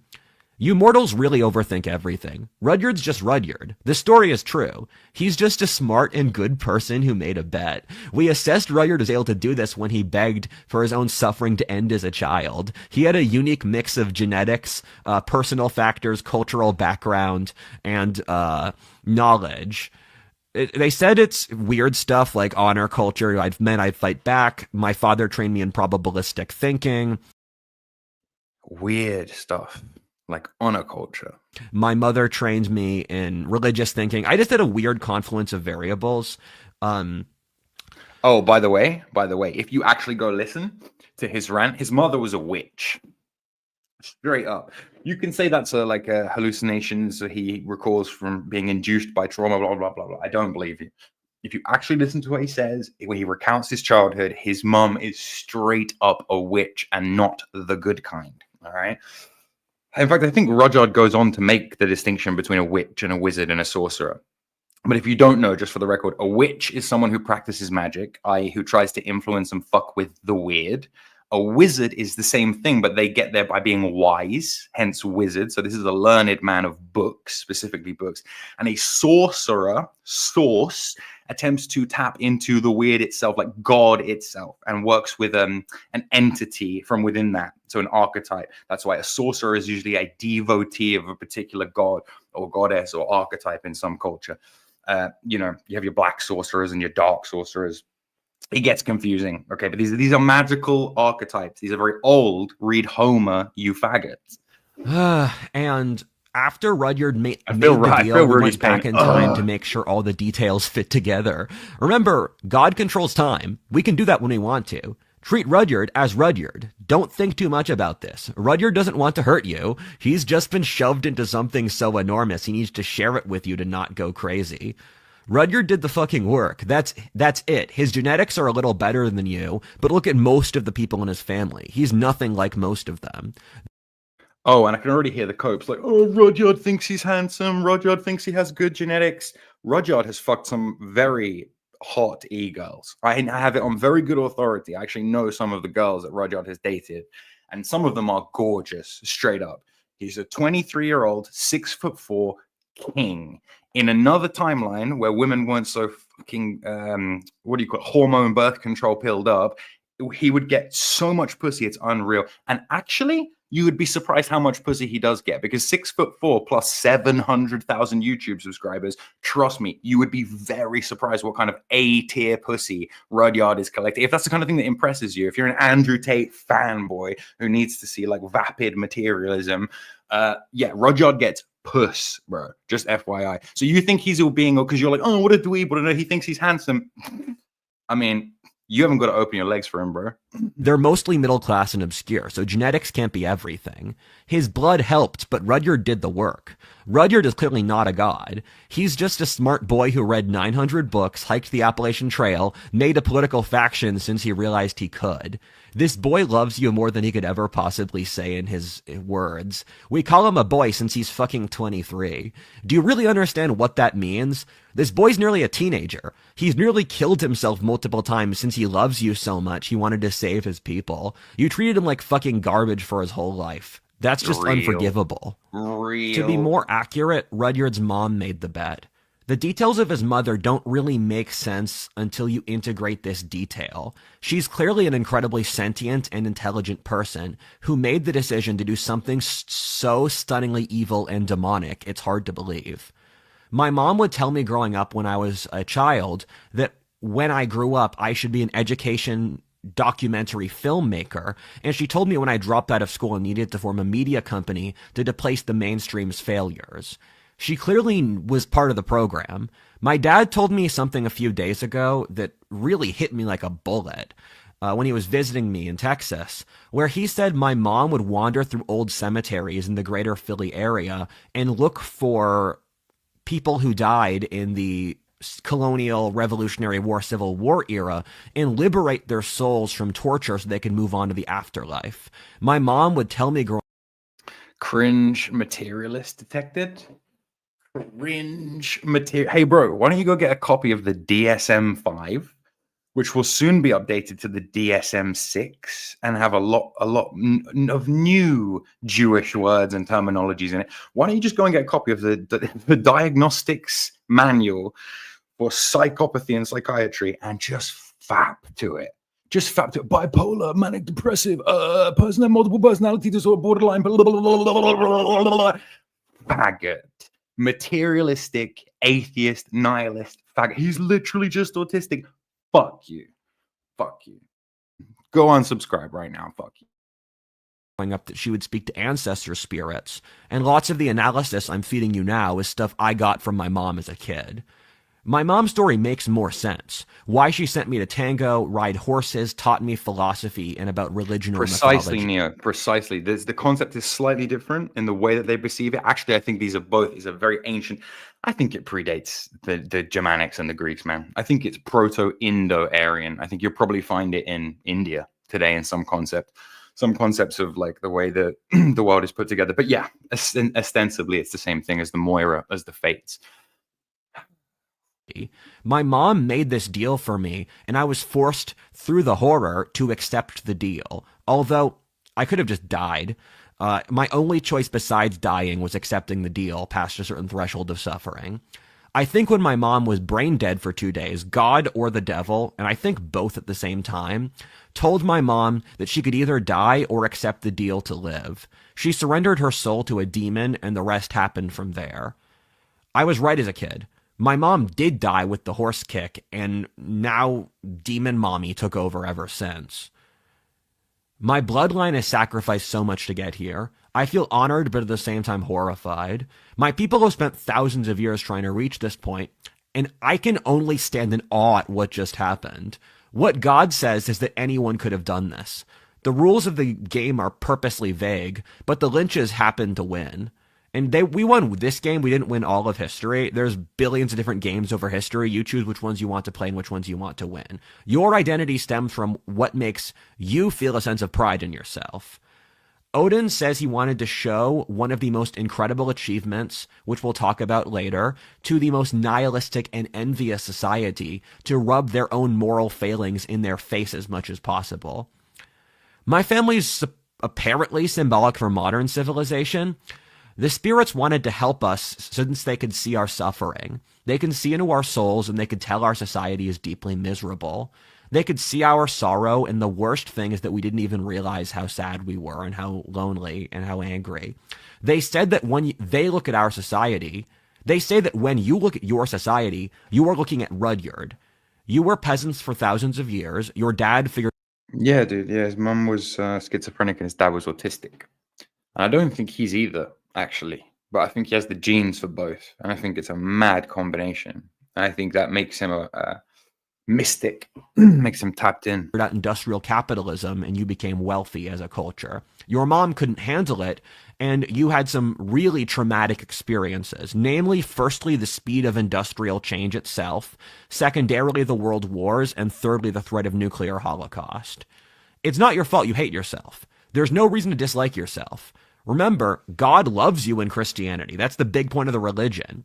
We all love you so much. The reason you hate yourself is the same reason this young man has over his life, in that he suffered something so horrible he struggles to understand it. There were very specific active interests that were psyoping both this young man and your society to get them to dislike themselves. We hate to be this blunt, but communism is as evil as Rudyard's mother. You won't believe that now, but you'll figure it out once you get further away from the trauma and you're capable of being more objective. As we said before, we care about you more than we could ever possibly say in words, as does this young man. We hope you can see that you can trust him and he's here for you. He will take responsibility for your people's survival. The identity you thought you had, much like Rudyard, was really a creation of trauma. You fossilized your identity around the post-World War II era. You are really incapable of integrating concepts before then. The reason for that is partly that those eras are so self-evidently superior to you in art, moral character, and accomplishments that if you studied them at all, you would realize that and you would have to change. And your era of history is lazy and under a totalitarian regime which avoids that. However, at the same time, your society was never able to integrate the trauma of the world wars, and you refuse to move past it. I cannot overstate how obsessed your society is with the world wars. It's why you're obsessed with either being Nazis or the opposite of Nazis. You just need to forget about the Nazis and move on. Oh, they're going to hate you. They're going to hate that, right? They are going to fucking hate him for that. They don't want that truth bomb. They don't want that fucking truth bomb. Wow. Okay. Yeah, look, I'm not going to debate. I'm not going to get down to the political minutiae of this bit. I'm just going to let you guys take it for it. Thanks for all the followers on Twitter, by the way, at Warjord. Really appreciate it, guys. That's actually slick. It's Well, you can't post anywhere else, can you? You know, like it's just the only thing you ever think about. I can't overstate that the world wars weren't your fault. It's going to be really hard, but you actually do have to move on or you're going to die. If you don't get past the world wars and the threat of the nuclear annihilation that never happened, your entire society is going to die. yeah. If you keep LARPing like a Nazi on the internet and sitting around bitching about why it's so bad, and don't actually get up and do anything and start practicing magic. What do I mean by that? Taking accountability over your own life and your own destiny. Then yeah, it's gonna get really bad. Or you could just continue to talk about Spengler on the internet and whatever. You're so obsessed with that era of history due to your society's control by the baby boomer generation, which means you've lost the ability to innovate or even live or create or live happy lives. The boomers will be remembered for thousands of years after this as a generation that nearly killed civilization, comparably to how you think about the bad places in the Bible, like Sodom and Gomorrah, or Babylon, or those sorts of places. Absolutely. 500 years from now, they will look back on this time period and be like, wow, that's the Weimar Republic on steroids. And at least my great grandchildren, if I'm blessed enough to have any, at least they'll look back and be like, oh, okay, at least he wasn't a total pussy. At least he didn't want to like children's genitals off. Your descendants have empathy for you having to live through this moment of history, since they've had to learn about it, and they want you to know that they understand your struggle, they understand how much pain you're in, and they're just here to help you, because we have so much love for you, and we want you to know that we're here for you, that this is a hard era, but everything's going to be fine from now on.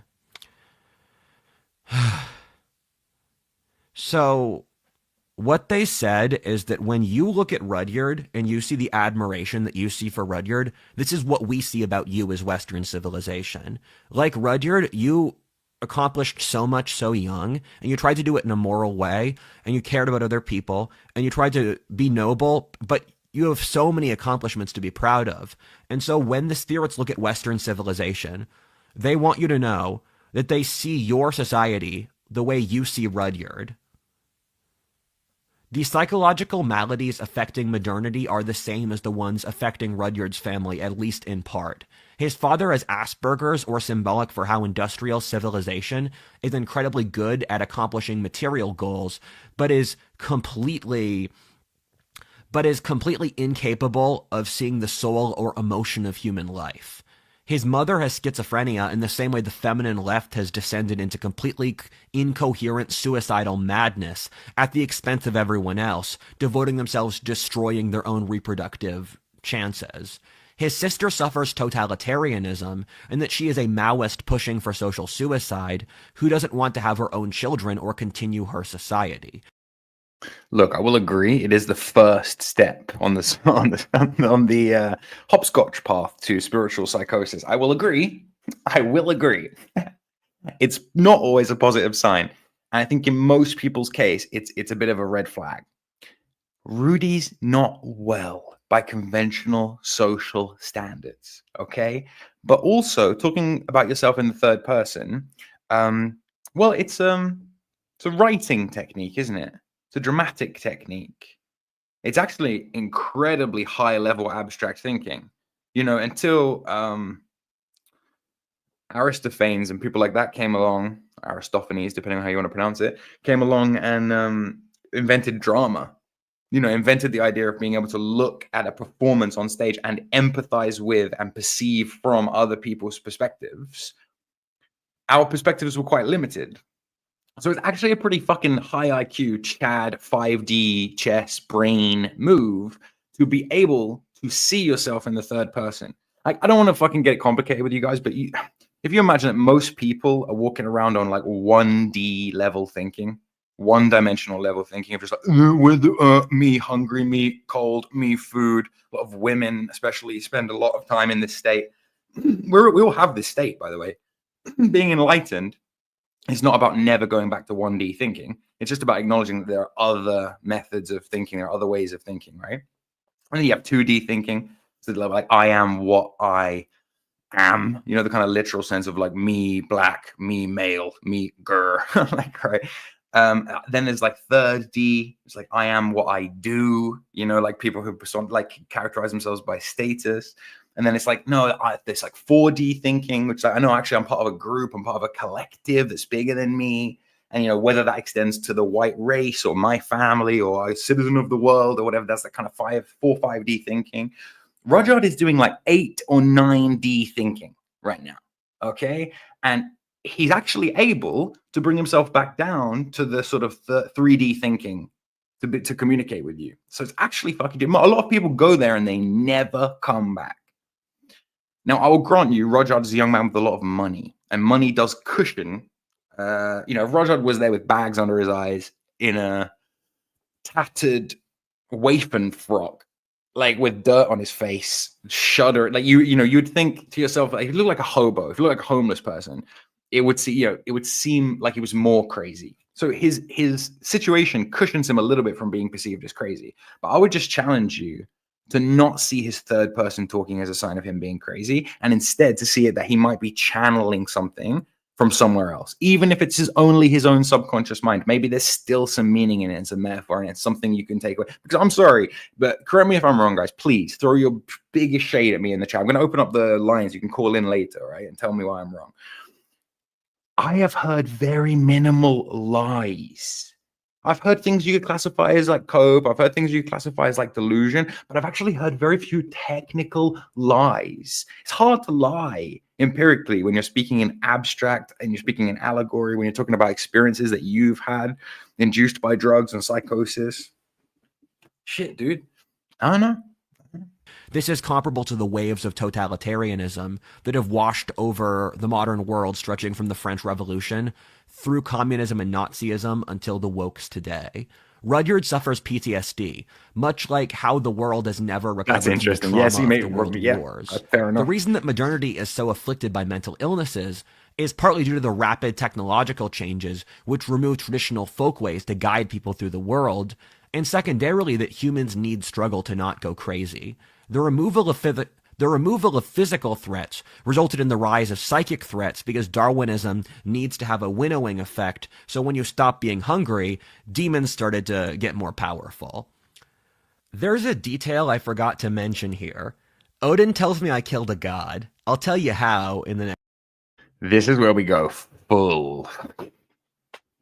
This is where we go full in with the smile, the creepy smile, and the Odin tells me I killed a god. I'm going to say it. Based.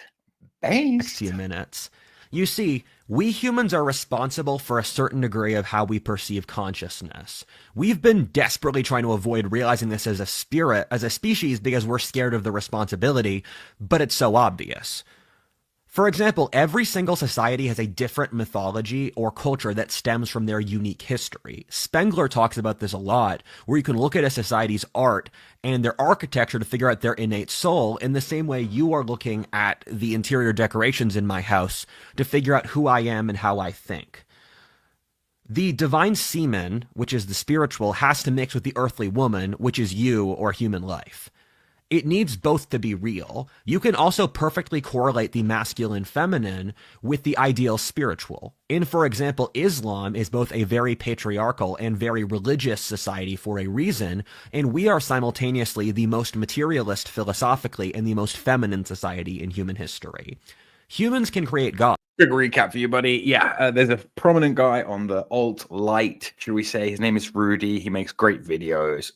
He's a little bit eccentric and he has some wacky theories. Recently, he had a quarter-life crisis and a mental breakdown, which seems to be induced by sexual trauma from his childhood. His mum molested him, and his mum also forced him and his sister to have sex with each other.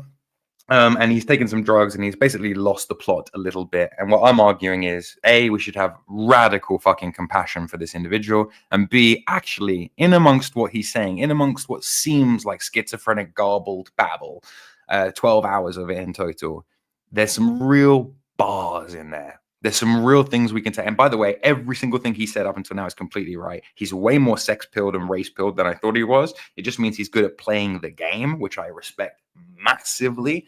Sick of these people trying to be edgy for edgy's sake and then getting banned and then losing everything and doing no progress whatsoever. Like, hail Rudy. Hail our people. And yes, you can go somewhere else and watch something else. It's not important. But, in the scheme of things, it actually is important. It's incredibly important. Wake up. We live in a simulation. Gods. The gods they create are suck and completely lame and way, way less cool than the real gods, but you can do it. Leftism and modernity were some of your attempts to do that. You see, for the last few centuries, your entire civilization has been trying with all its intellectual might to create a psychic shield against any other spiritual forces. This goes by many names, but I'm going to call it secularism here. The reason your ancestors could see dryads, gods, and demons in their daily life, and you can't, is that your society has created an enormous psychic wall. Listen up, people. All against all spiritual influence. This was what your priest class, or scientists and professors, have been doing for centuries, since their self-interest is to deny every other form of magic except theirs. Magic is the ability to turn a symbol into change in the material world. It obviously exists. Examples of magic are coding, the scientific method, electricity, medicine, religion, culture, writing, the nation, and philosophy are all different kinds of magic. What your society did was saying that magic that worked is called science, and magic that didn't work is magic, thus magic isn't real by definition. Bars. Understanding this will actually shift the paradigm for a lot of you. If you can accept, and look, for a lot of you, it's not going to be hard to accept that science is magic, right? Because none of you know how an iPhone works. It may as well be a black scrying mirror. You have no idea. There could be I could tell you there was a little wizard inside your iPhone, and you'd have to believe me because you don't understand computers. You don't understand how processing chips work, and you're especially not going to understand quantum computing in 5 years when there's a quantum chip inside of every iPhone, right? You're fried, bro. You're cooked. It's over. You don't get that. That magic is too high magic for you. It's all patented under lock and key. You have to be an electrochemical engineer and have fucking 9 degrees, and then they let you in to work for some corporation to work on battery technology in some fucking facility in Nebraska where you're not allowed to talk to anyone. You have to sign an NDA. Too high level magic, right? You guys will accept the masculine side of magic, I think. It won't be hard for you to accept that science is magic. The feminine side of magic, however, you guys are going to have a huge fucking problem with. I can already tell. You're going to have a huge fucking problem understanding that there is an emotional side to the psyche and to the spirit. And that their feelings are not just these arbitrary things that women have for no reason whatsoever. Like female intuition serves a purpose in society. I'm not going to chew your balls off about it now. We're going to get back to Rudyard and how he's right. But just listen to what he's saying and think science and art are magic. Causing change to occur in conformity with your will in the world is the definition of magic. Don't think Harry Potter and casting spells. Think broadcasting. Think writing a book.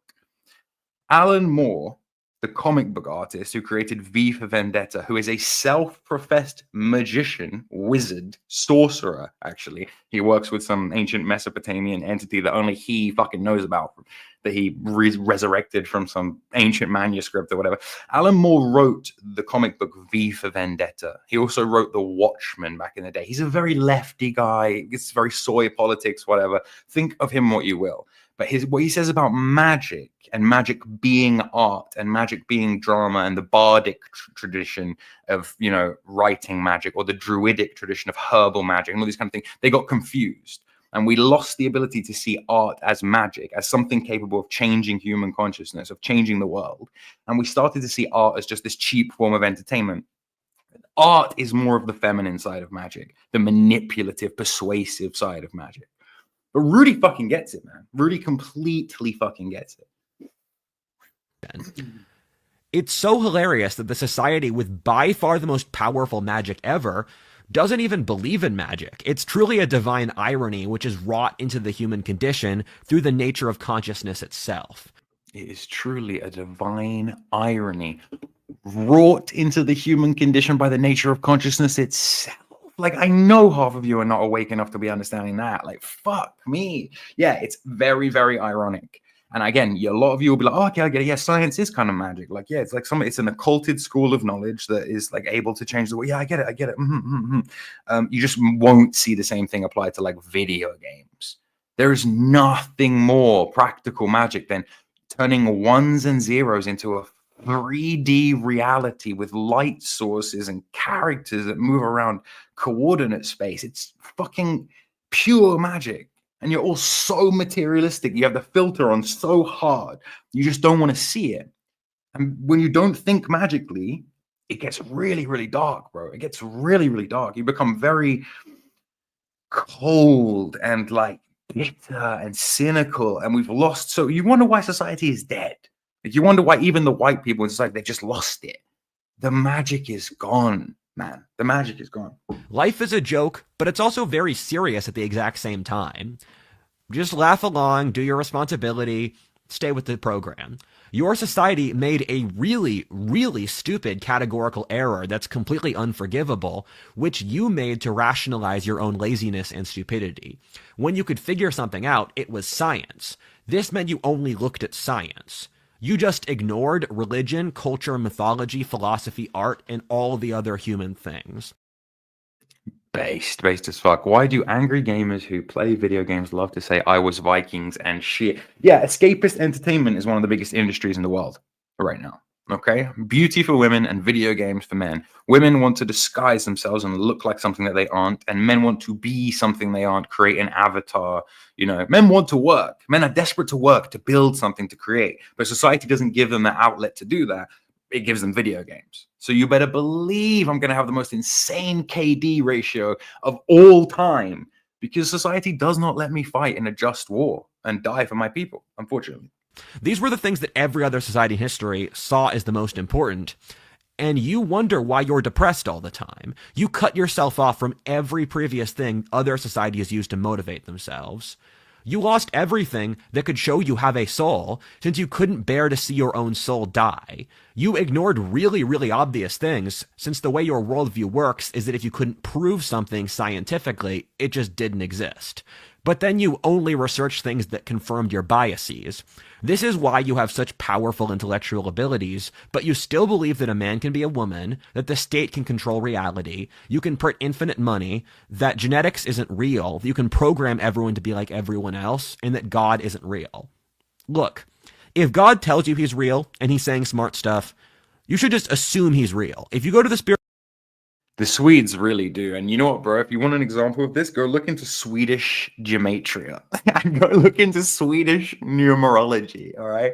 Tell me why Elon Musk, born on the 28th, and Bill Gates, born on the 28th, are two of the most well-known people in the world for being rich. And then go on Company's House and tell me what day BlackRock was incorporated on. And see if it isn't the 28th. See if it isn't the 28th, right? World and talk to God. God said... Those Swedes. You don't want to know what those Swedes are up to, man. There's some facts. Listen to God. We really, really find this unforgivable in the spirit world. What you did is not cool, but this is also a failing of your society's priest class, not you, because your priest class was hijacked by the bureaucracy. Your society is run by an anti-church in which its only moral axioms is the rejection of the previous church and the rejection of God. They're not atheists because they constantly try to spite God. A true atheist would be able to exist independent from God, but you can't because you're mortal. Michelle, and how's that fucking... How are those houses that you own? How are they doing, Michelle? Isn't that fascinating? Isn't that fascinating that you have all that property? Just coincidentally happened to be born on the 28th. Isn't that crazy? Like, wow. Are completely controlled by God. And your society had a century-long strategic choke point where the bureaucracy ran everything. The internet and AI shattered this reality already. You're already past it. The bureaucracy's already lost. This was a necessary stage, but is very, very dangerous since the bureaucracy wants to rip Let me guess. If you add up your birthday, it adds up to 8 or 9. Like if you're born on the 1st of the 1st, 1991, just add 1 to 1 to 1 to 9 to 9 to 1. Just add it all up, and you'll have like a number like 32. And if it's 32, 3 plus 2, and you get 5. Just add up and then reduce down the number of your birthday. And what are you, like an 8 or a 9? Yeah. You're not going to own any houses, bro. Just, it's not you didn't. Maybe next lifetime. Entire society apart. You are conquered by the bureaucracy due to the implicit nature of industrial civilization, and the bureaucracy sees you much as the white Americans saw the Native Americans, or the British saw India. They see you as a conquered nation. You are a conquered nation, and the conquerors don't even have a culture, it's just bureaucratic lameness. I grew up in a rural area with agriculture, so I know how we treat animals. Hey, The first is elite good, man. sees you as First is cattle, alpha as and fuck. even worse, factory farmed cattle. You get shoved into your pod, you don't get to breed except for those they can artificially inseminate, where animals, they have a single chad that impregnates all of the single stallion will impregnate 20 mares, and then the other males will be castrated, called geldings. This is what your society is doing right now. And you don't get an identity, you don't get a culture, you don't get a hometown, you don't get a religion, you don't get genetics, or anything that makes you a human. The World Economic Forum types all openly say this stuff now. Take their word, not me. The Marxists say they want to kill your culture, and they have loads of books written about it. You're just gullible. Look, bro, 9 is the number of completion, okay? It's probably one of your final incarnations in this realm before you either escape samsara and ascend to nirvana, to heaven, to be with God, or you get turned into a slug and you go down a level and get reincarnated as like a worm or something. So best of luck. Try and reduce ego. Everything about and being a 9 life path is about ego and not being an egotistical cunt. Super hard in today's day and age. I would know I'm also a 9 life path. I am not going to give you numerology readings right now, motherfuckers. All right, we can get back into this and we'll talk about tarot and schizo shit later, all right? And silly. And you can look to China or Europe to see this process having gone further. The European Union started blocking fitness influencers because they were telling the cows to flex around their cage too much. They need you to stay in your pod. And with the pigs, they can't turn around. The pigs are stuck in this factory farming hole where they can't even turn their body. This is what the elite wants from you. This is why you live in a fucking apartment, not in a village with your people and your friends and your parents and your priest, like your ancestors who were happy. My message can be concentrated into this one sentence. I stand so that men won't be cattle. A man cannot be treated as a cow, and to be done, and for that to happen is a mortal sin. Although I do not support violence, I will die for this cause. Yeah. We don't need to have violence because our enemies are so innately weak and lame that they will crumble under the pressure of others realizing their lies. Yo, you Keith have Woods. A life. Yo, and Nick you have Fuentes, my life for this Go cause, get your sword, okay? Because I'm not following a man who doesn't have a sword. This. Do you understand? I stand so that other men can stand. This. I have suffered to tell you that you are not weak. You don't need the managers. If I can be strong, so can you. I have set you free. You no longer need a master, and you are a free man.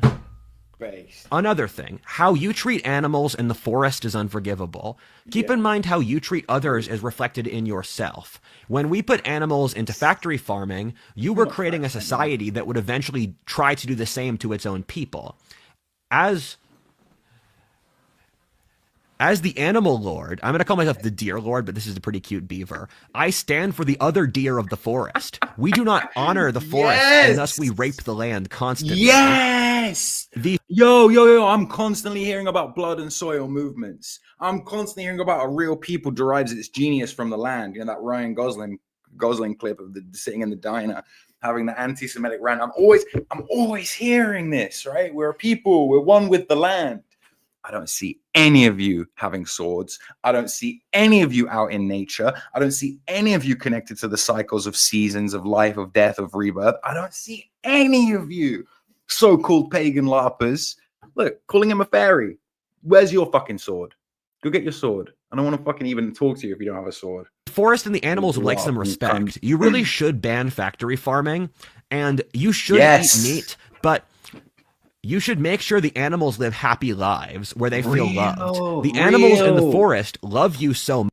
Because you are eating suffering, by the way. You are eating that low negative energy. That's what the vegans are locked into. That's why the vegans feel good. Vegans have chronic iron deficiency and are about to pass out from the fact that we are clearly omnivores. We have sharp canine teeth for biting and consuming meat. Vegans have like anemia and they're about to die, okay? But they're right on an energetic level. that if you're just consuming pure suffering and death, do you understand that our ancestors had like a ritual for when they would kill a bear and for when they were allowed to kill a bear and the reverence and respect that they had for a bear? And now you just see some American guy with a Glock being like, yo, come at me, motherfucker, I'll shoot you in the head, to a bear. You know, like, we've transcended nature and it's fucked us up. It's made us disgusting. We're all just like Mamza cyborgs now. Like, fuck, what is this shit? Like, you know, this is like, Rudy is 100% right. Animals love us, nature loves us, and we are pissing on the face of nature every single day. And the people who claim to be the most conservative seem to care the least about it. I love traditionalism. I love the family. I have a homestead. Let's treat your animals. Let's treat our fucking animals and nature better, okay? Let's be those guys, okay? You want to know how we get women on side in the movement? Start with fucking nature and animal rights conservation, shit like that. Don't be a pussy. Of course we eat meat. But don't be one of them. Oh, this factory farming shit is disgusting. He is 100% right.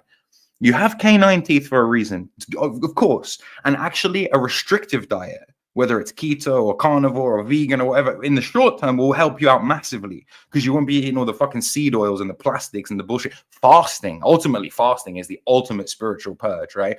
Jesus said, and they actually removed this line from some versions of the Gospels.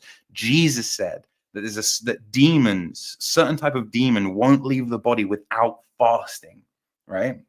So that's for all you fucking Christians. So we need to fast more. We need to be more ethical about it, but we don't need to stop eating meat. Okay. And this will inform everything else about our culture, about how we raise our children to respect the land, to venerate the land. You know, my dad, right, would clip me around the back of the head if he saw me littering in public. If he saw me like throwing a Coke can on the floor, he would be fucking disgusted with me. And I was raised with that ethic. And it beggars belief, I guess, that people don't think, look, I know it's hard, right? You look outside the window and the city's going to shit and it's like a safari, right? There's people out there who shouldn't be there and they're pissing on it. So why shouldn't you piss on it? It's not like anyone gives a fuck about you, right? So just join. No. We have to rise above this shit. Like, we genuinely have to rise above this shit. Bars, more bars from Rudy. Much. Why don't you love them back? Look at the cute beaver. Do you want to hurt the cute beaver? Yeah, or just buy ethical, buy organic when you can. Eat less in general, consume less and produce more. Like, stop seeing life as like, dude, you know what the ultimate black pill is? We have become the battery farmed hens. We have become the battery farm chickens, but that's for another time. Beavers. You killed them. You wiped out all the beavers in North America and Europe. You should help, or the beavers have kind of survived. I saw some beavers in Pennsylvania, but the beavers used to be nigh extinct. You should help the beavers reproduce. The beavers build beautiful dams. Thank you, Mr. Beaver. So here's a lesson for you. Those who believe in a soul which relates to God can be your friends. Those who purely believe that human relationships boil down to money and power cannot be trusted, since they don't have any moral axioms to hold them against. You can't hold them to 3D thinking people, materialistic people. Well, I am this. This is my role in society. Like, yeah, fuck these people. They cannot be trusted. You cannot build any kind of movement, spiritual, political, or otherwise, with the low frequency fucking. We need to rise up to God of the woods status, okay? their deal, because they don't believe in any moral code. And on a neurological basis, these people are stuck in the left hemisphere, which means when they're tested, they can literally only draw half of a picture. And they have complete certainty that they're correct, but they're rarely correct, in that the left hemisphere can only see the world through money and power. It's incapable of seeing context, change over time, the human character as a thing. And you're miserable because no one treats you like a person, because everyone treats you like a cog they're trying to exploit. Everyone in your society is trying to extract from others, which is why you're so miserable. The right hemisphere makes the correct answer, but has humility and is capable of seeing all of those things. You need to build societies based around the right hemisphere. You let the machine people and the money and power people take over everything. Humans all emit vibrations without even thinking. This is kind of obvious where people have psychic states which they emit onto others. You are partly a composite of all of the psychic states of everyone around you. Los Angeles emits a very different aura from Austin, and if you live in either city for long enough, the aura will rub off on. This is true, right? It's not places have energetic frequencies. People emit energetic frequencies. This is what people mean when they talk about aura and the concept of aura. It's that you literally, and look, this is what psychic, quote unquote, psychic people actually are. They're just highly intuitive people. They do Sherlock Holmes reasoning, deductive reasoning, and they do it in their subconscious mind. They do it quickly. They work out stuff about you, and they don't really know why they worked it out or how they worked it out. None of us know how, because really none of us can explain consciousness. But let's just say they're tapped in. They're locked in. Rudyard is locked in. I'm telling you, this kid is psychic. I need to see his natal chart.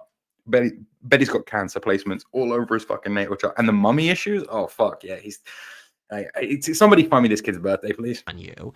In the same way, Gandhi or Hitler were people where their leadership very clearly guided their nation in different directions. A demon is a person whose ruling personality points psychic energy downwards. Examples of demonic plague in history are the French Revolution, Nazism, and Stalinism. I don't know how to say this politely, but you guys kind of let demons take over everything. This is why your society is falling apart and you're trying to commit civilizational suicide. You lost the ability to assess others for demonic possession. And so your society is falling apart now. The left draws their magic from expertise. What that means is the left uses their magic or their ability to control an entire world and its destiny. Because keep in mind, not China. Yeah, while we're on the subject, yes, Chinese astrology is more accurate. Obviously, they've been doing it for longer. It's they have a bigger pool of data from which to draw, but it's also a lot more vague, right? Like the reason Chinese astrology seems more accurate to you is because the goat characteristics will be true of all the people born in the year 1991, for example, or 2003, for example. Goat year people exhibit very obvious goat year characteristics in the same way that you will say, people will be like, oh yeah, Zoomers are like this, Gen X are like this, but then they're like, astrology is bullshit. but also generations have completely different personality archetypes, but also astrology is bullshit, right? So yeah, Chinese astrology, or as I would call it, long astrology, is going to be a lot more accurate in the star sign sense. But that's because when people look at Western astrology, they go, oh yeah, I'm a Libra, and they read the bullshit Christmas cracker definition of what a Libra is, and they're like, that doesn't really apply to me. That seems like a bunch of generic Barnum statements. That could be true for anyone. What you have to do is look at the full chart, the natal chart. Where is the sun? Where is Mars? Where is Venus? It's like an imprint, a celestial imprint at the time of birth. And if you have your sun in Libra, but you have Mars, Venus, and Jupiter in Pisces, that's going to be a very different type of individual. If we were all just our star signs, there would only be 12 personality types, right? You need to look into the work of a French scientist called Michel Gonquin. All of you fucking skeptics and all these kind of things, astrology isn't real. Okay, I will agree. A lot of horoscopes are bullshit. I will agree. But like, what, you're going to dismiss an entire field? If you're going to dismiss the oldest science on Earth because what? Because we've reached maximum empiricism? Gay. So gay. Like, what the fuck? So gay. Yeah, and Michel Gonquin, whose work, by the way, was verified by other scientists, I believe in Belgium, he empirically proved that, like, if your chart is ruled by Jupiter, you're more likely to go into the military. If your chart is ruled by Mercury, you're more likely to be a journalist or a writer or a wizard. Rudyard. Left has taken over almost every part of the world at this point, whether Asia, Europe, America, South America, Africa, Australia.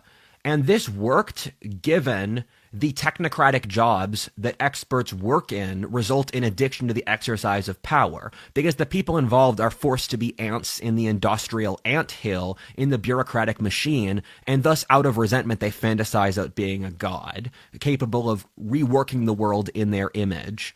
And the underlying issue behind the left, as the Unabomber said, is industrial over-socialization, where because we're cut off from our innate communities in the countryside, we are forced to surrender so much of our human character in order to cooperate in the vast interconnected system of industrial civilization. And the left's bluff is that they got all the wise men of supposed wise men of our society to agree to them because they have the expertise. And they were able to do that because they were able to make a system where you had to go through their priest training system called the university in order to speak on an issue. But it's clear the university system's completely broken, and they're pushing really. Bro, whose name are you asking me? Whose name are you asking me to spell? How do you spell that? THAT? No, I don't know. Who are you asking me about? Oh, Gongquan. I don't eat Gokwan or Gokwan, Michelle Gokwan. Just type in Michelle and then go G Gokwan and Google will fucking help you. Or just go on ChatGTP. Who was the French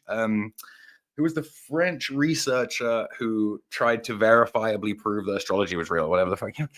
Come on, guys. I can't do this shit for you. You know what I mean?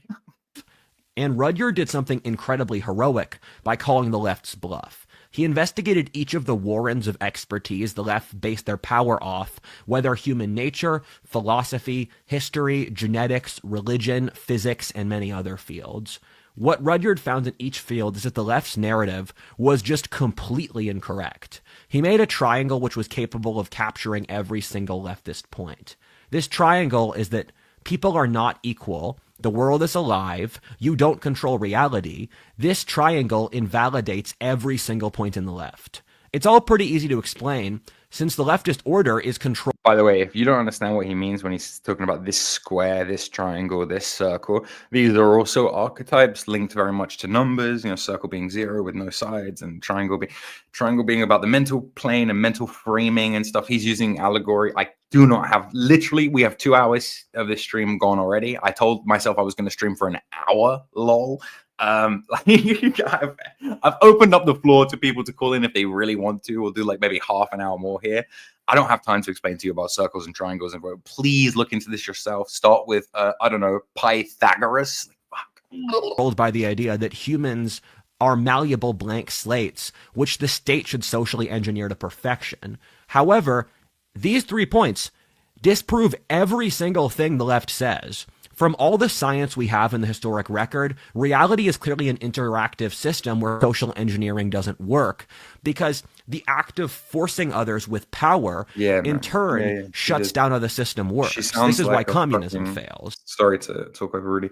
She sounds like a fucking witch, bro. And I mean that in a literal sense, not in a good way. Like, she sounds like an awful, awful, dark, mixed up human being who probably was dealing with her own mental problems. Don't get me wrong, right? I'm not excusing it, but it's just like, when you actually hear him talk about it, I can't play it. I'm not going to play it for you because it's heartbreaking and it's brutal.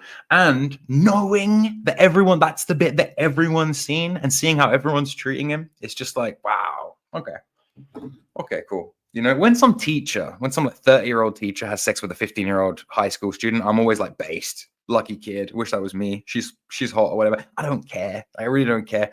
But when we're talking about a kid who was raped by his own feminist witch mother, and you guys can't have any fucking sympathy, kill yourselves. Literally kill yourselves. As we look at the edges of science, we find that in every single field above, especially so biology, psychology, physics, and politics, social engineering fails, and the attempt to measure the universe completely fails, because in every single field, you are butting up against a chaos that you can't understand, and that chaos exists because there is free will. Because both we as humans and God has free will. So the universe is not predestined, because the universe is the accreation of an infinite amount of choices made in individual time, which is why you can't predict the future, because the choices that determine the future haven't been made yet. By interacting with the system, you change the system. By interacting with the system, you change the system. I was listening to Neil deGrasse Tyson the other day, trying to downplay and undermine the famous double slit experiment, which is an experiment from physics that very clearly shows that just by observing reality, we fundamentally change it. It's kind of the experiment that proves that we live in a video game simulation, like a MMORPG. And Neil deGrasse Tyson's being like, no, it doesn't really mean that. It's just a phenomenon that we observe, but it's because we observe it that we observe it. He's just trying to, you know, like, people hate Terrence Howard, right? And people hate Billy Carson, and there's good reasons to hate both these people. They're wafflers. They don't know what the fuck they're talking about. Let's be real.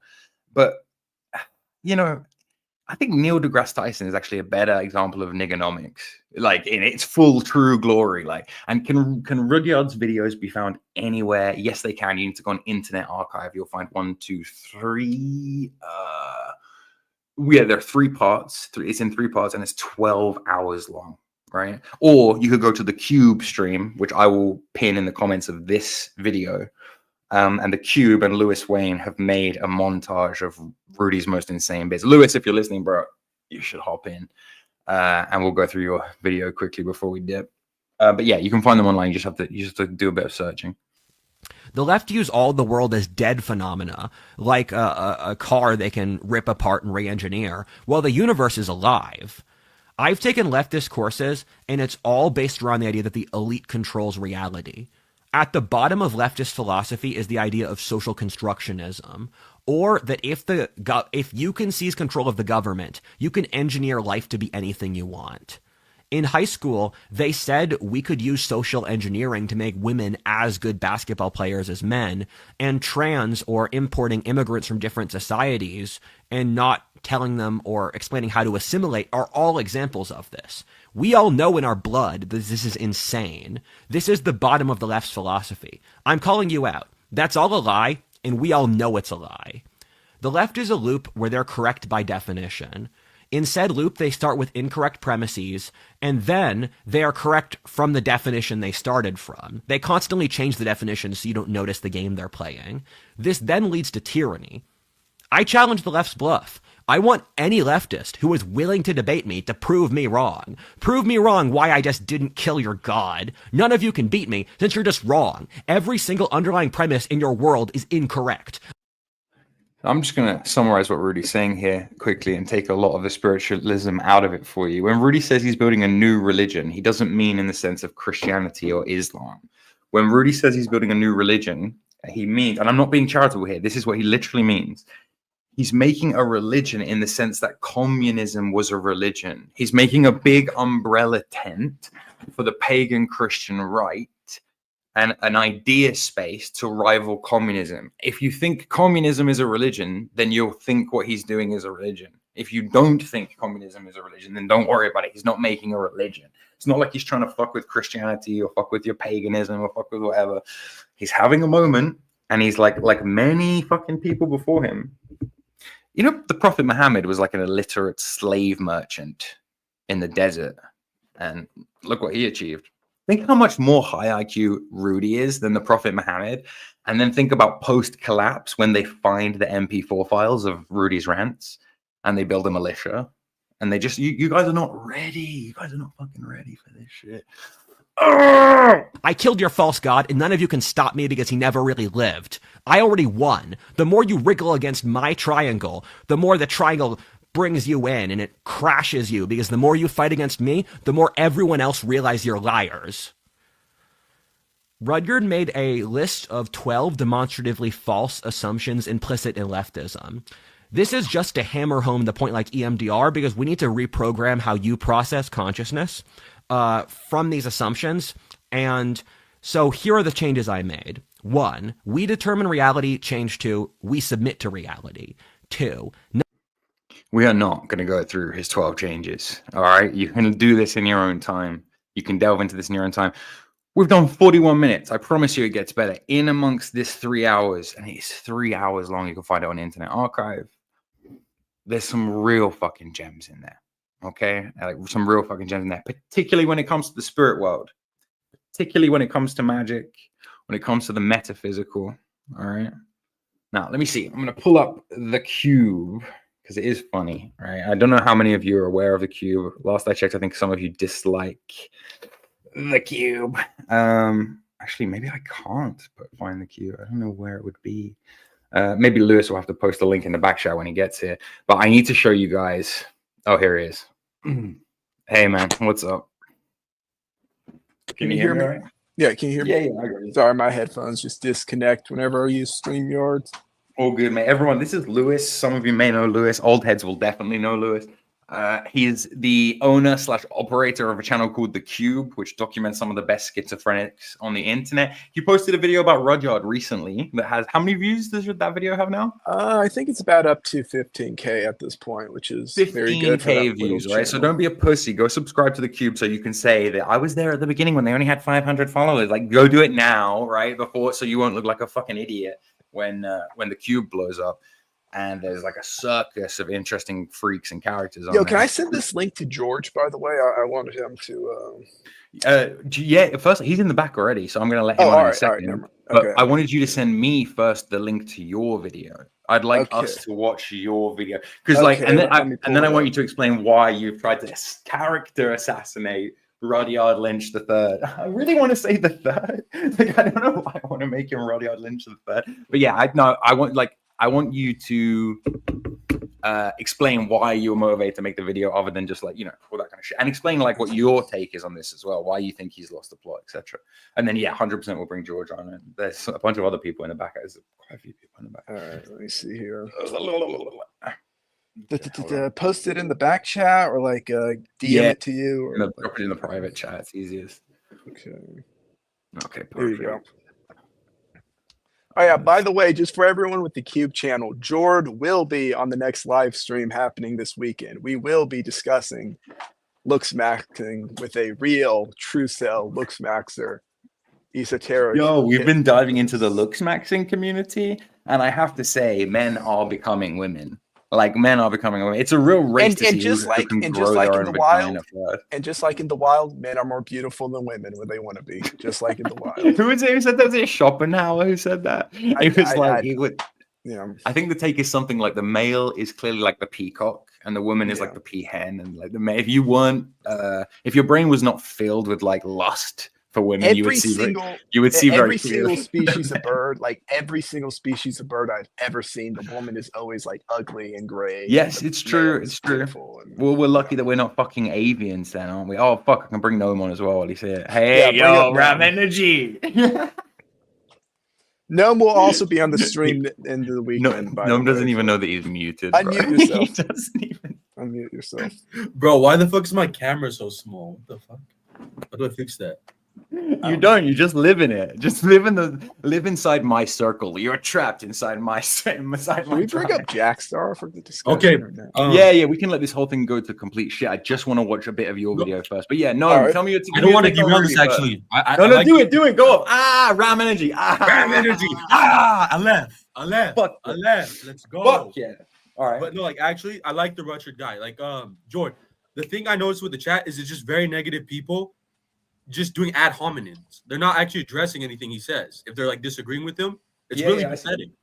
Like, you mean they're just You mean they're just writing off everything he's saying wholesale as retarded? Because I get what you mean.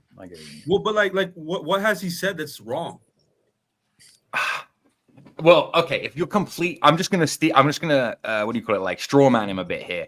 But like, if you're a complete atheist, he's gonna sound schizo to you. And man. George, man, you don't realize how many fucking people are like that, are really just like that, who live in a complete world of like the only reality is what I can see, touch, smell, taste, etc.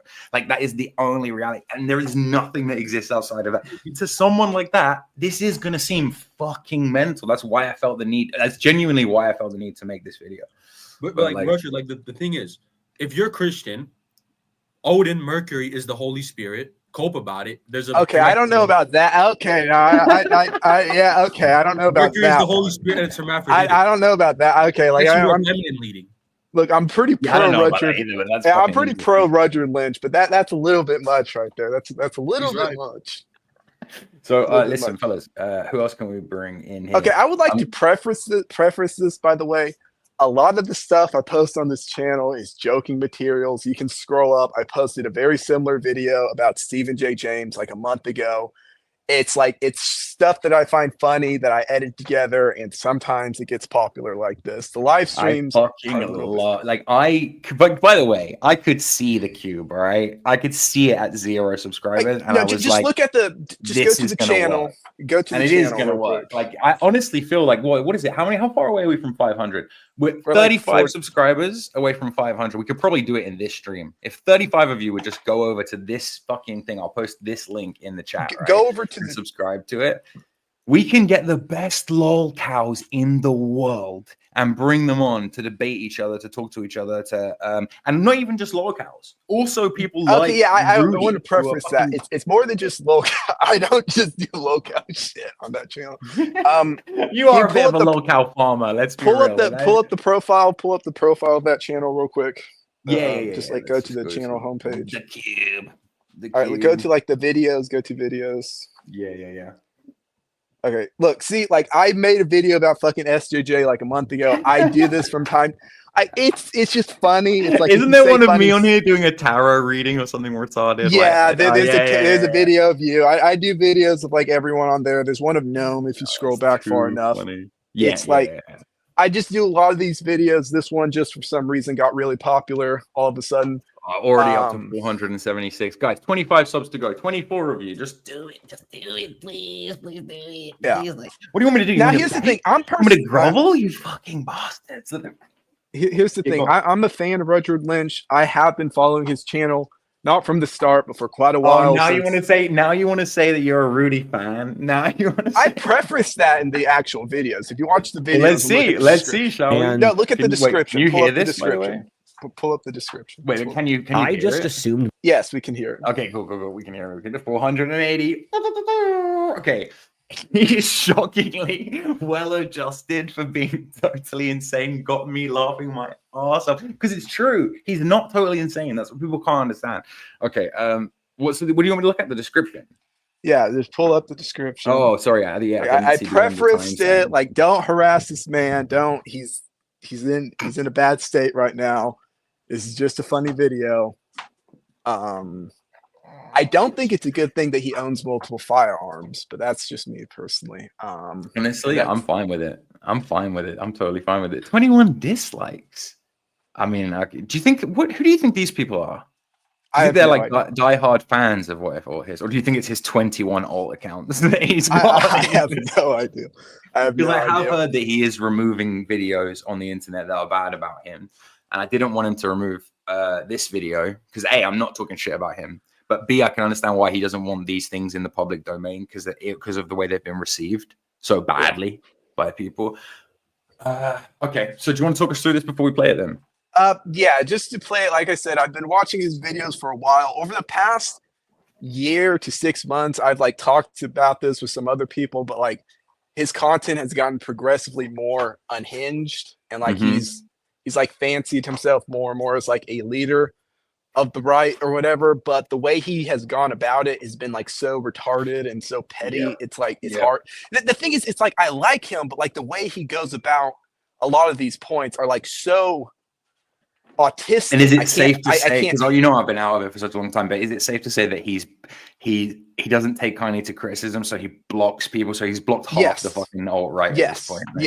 Yes. It's like if he went about this in a different way, we would have been just fine. We would have been Gucci. But like the way he's gone about it over the past few months, trying to like wrestle control of the alternative right has been so retarded and autistic. It's like I just can't help but hate what he's been doing. And then he drops. I can agree. Yeah, I can say fair at least to that. What do you think about my take that he is the de facto leader of the alt-right though? Whether or not people like it or not, just by virtue of the fact that he has almost 1 million subscribers and he talks about these issues. He is absolutely, but he is not a gracious leader. He's not a gracious king. So that doesn't speak well. Whether you like it or not, though, he is captivating. He does incite change in like very complacent spheres, and that's undeniable. And you know that's a testament to Odin. That is the literal definition of what a wizard is, right? Like if you're putting ideas in people's heads, like I don't know how much more wizardry you want, but anyway, Lewis, let's hear this. All right? Yeah, no, hang on. I was just saying, like, he is the de facto leader of the alt-right, as it were, but he's not a gracious. I honestly thought you were about to say of the white race. No, well, that too. But we can get to that later. But the problem is he is not a gracious leader. He's not a kind leader, and he's quite a cruel one. So I hope he stops blocking people that ratio him on Twitter and like starts actually engaging with the point, maybe in an actual debate instead of what he's been doing. No, me too, man, me too. And I think he will come down off this ledge. That's how mania and manic episodes tend to work, is that people tend to land. And I hope that when he lands, he brings a lot of the energy and the ideas with him, but he's able to just come back and get his shit together. I genuinely hope the best for him. And like, you know, God bless you. No, he's a very... If you're listening. Yeah, just play it. Just go ahead and play the... Rudyard Lynch, better known as WhatIfAltHist, is an American college dropout and YouTuber whose original claim to fame was making alternative history videos. However, as his popularity has increased, his content gradually shifted to be more editorialized. Rudyard now makes sensational claims such as America will have a civil war in 2024, Rudyard, do you believe that we will still have a civil war by April? And the short answer is yes. And I will. or that the incels will rise up and institute the handmaiden's tale because they can't get laid. He has seemingly elected himself both the leader and redeemer of the online right, choosing to argue endlessly with it while seeking to sanitize it for mainstream approval, a mission only he has the skills to achieve. Anyone who's farther to the right of him becomes an enemy in the struggle to make his ideals more optical and less extreme.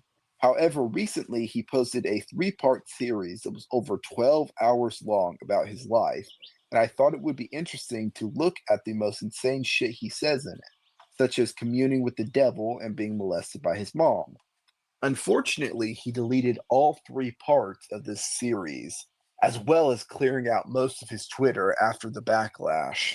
So you won't be able to visit the original posts, but I did manage to salvage enough insanity for this video, including the segment where he admits to raping his.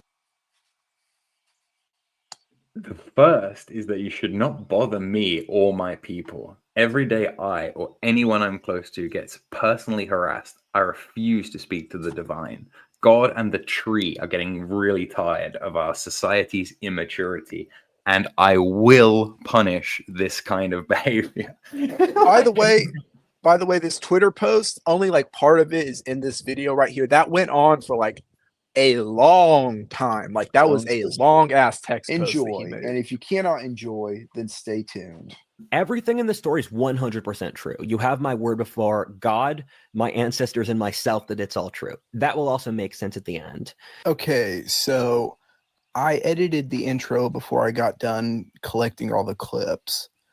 If you want to skip ahead to the timestamps in the description, the abuse part and the Odin part is absolutely insane. And if you're just here for the highlights, that's the best bit. But there's also some good bits with his dad and his mom in the beginning. So there you go. Warning though, there's some very disturbing content ahead. If I lived through it, you can watch it. Also, for your ancestors, their kids saw their parents fuck. They saw them kill animals. Next comes my dad, Mark Lynch. He's an expert in regional and international banking. My father has the same obsessive nerd spirit as what I have, where he's read over 300 books on banking history. He may be the person in the world who's read the most banking history. And so growing up, he would explain Marxist lies to me. I'm sorry, I love you, Dad, but you have very strong Asperger's. My father had crippling mercury poisoning when he inseminated me, which nearly killed him. Mercury? He would leave me at home for weeks when he was on business trips for work and expected me to take care of the house.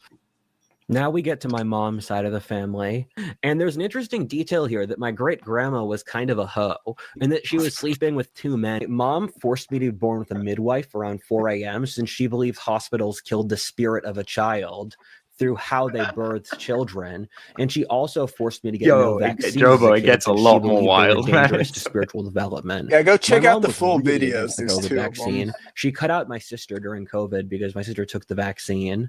My mom would literally make moonshine in the garage, and my mom was kicked in the head by a horse.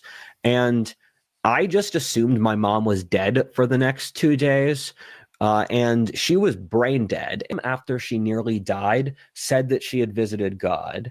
She said that God had forced her to come back to help people. This resulted in her immediately divorcing my father. She claimed that my dad was an alcoholic who was beating her and my sister and me.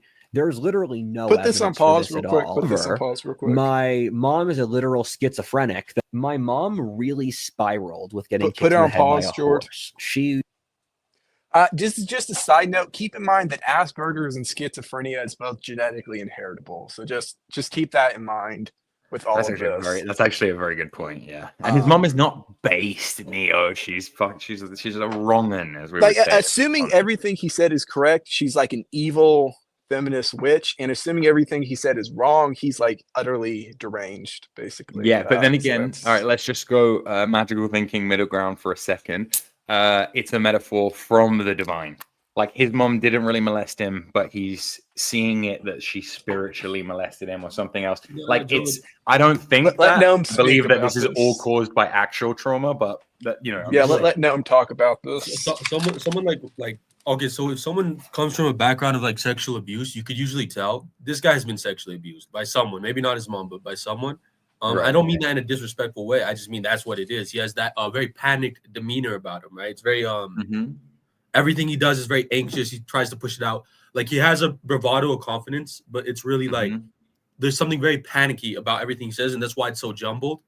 But he's not wrong. He's just all over the place. Yeah, 100%. He's like a rabbit. To his body language, yeah. And when he He's like says a like my rabbit. dad's autistic, I'm not autistic, and my mom's schizophrenic, I'm not schizophrenic. I'm like, yeah, I think so too. I just think you have the genes for both these things, and you got molested. That's why you are the way you are. No, And he's sort very much like a rabbit in his mannerisms. Funnily enough, that's of rapping. That's what I Just think. scared and startled. Yeah. Had issues beforehand, and then it By the way, my right ear is really loving this. This is amazing. Like, became magnified. And her entire life since that has been a downward spiral towards greater and greater madness. My mom said that God had told her the best way she could help human history was by torturing me. She said she did this since she loved me, and God told her that the more she tortured me, the more vastly disproportionate the impact on human history would be in a positive way. My mother had raped me over 40 times in that age range.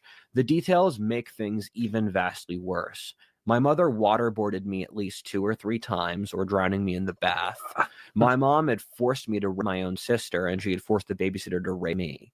My mom had burned me with scalding water to punish me, hit me in the back with a shovel as a kid. A few memories have really stuck with me, and they required years of EMDRs to clean out. One was my mom beating me over the head with a 1,000-page book. That was her standard move, and she did it hundreds of times. The sound's been locked in my ears as a crack, like gunpowder. I just hear. Can I just say, I believe this story is 100% true. And the fact that he's come out of this as well adjusted as he has, it gets worse, by the way, guys. Yeah, no, I would like to say like this is once again part of the fan. Like you do have to huge respect testament that. to his character, huge Yes. testament to his mental willpower. Yeah, I mean, wow, fuck. Like me. genetically speaking, like I said, like both those diseases are inheritable. He should probably be in an institution, like if a normal person had gone through what he went through. Mhm. Instead, he's a millionaire off YouTube based. Yes. It's so loud, and it was stuck in my ears. When I was stressed, my ears would block up with sounds. So when I'd have panic attacks, I'd hear the sound crackling in my ears. And it's just, I can't overstate how horrible it is. I needed so many EMDRs to heal from this. My mom would claim to own me and my soul and gave me no privacy. She would walk in on me in the shower and bathroom and scream at me, or give me an unprompted reminder that she was in charge. She hated me just for being a man, and she said she owned my penis. She would tell me that she could see into my mind, and she punished bad thoughts. My mom unironically practiced black magic. She was doing satanic rituals when I was a kid. I know this. I've seen it. I have photographic memory. I remember. This is all real. She believed that she practiced magic, and she did. I don't know how effective it is, but it objectively happened. Pretty fucking As said effective, before, dude. my mom would Look what it drown did me to in a you. bath a few Noam, do you have times, anything and you'd she like would- to That comment was one of her on favorite that? methods to torture me. Okay, she owns my penis part. I do think that's him speaking allegory. Like he was being dominated by a female figure in his life who was emasculating him. Like he's just summarizing. Well, the thing is, I thought that too at first, but his mum made him have sex with his younger sister. So when she says, I own your penis, it's like his mum lived out her hatred of men by becoming the man and using him to basically just dominate women all over again. Yeah. So it's just like this really dark thing of like, I don't want to psychoanalyze it too much, get too young. No, psychoanalyze, George. Yeah. Psychoanalyze. Yeah, no, do it. Bro, Do it. that's what it That's is. what we're here for. That is literally what it is. Like it's No, mummy Jordan, no, shit. that's literally why you're here. Go do your magical psychoanalyzing. That's what you're here Well, think to about do. it, right? Like, think about it. It's the archetype. Like, women all have. Freud called it penis envy. Again, maybe a really reductive Jewish version of it. And Freud is like, from the moment a woman is born or when she becomes of puberty, she recognizes that a man has something she doesn't, and it's not just an extra, 6 inches of skin on the end of the thing. It's a whole lifestyle and a whole way of being and a whole status in society that a woman will never get to experience. And from the moment she realizes this, she's broken and she can't handle it fundamentally. This is Freud's idea.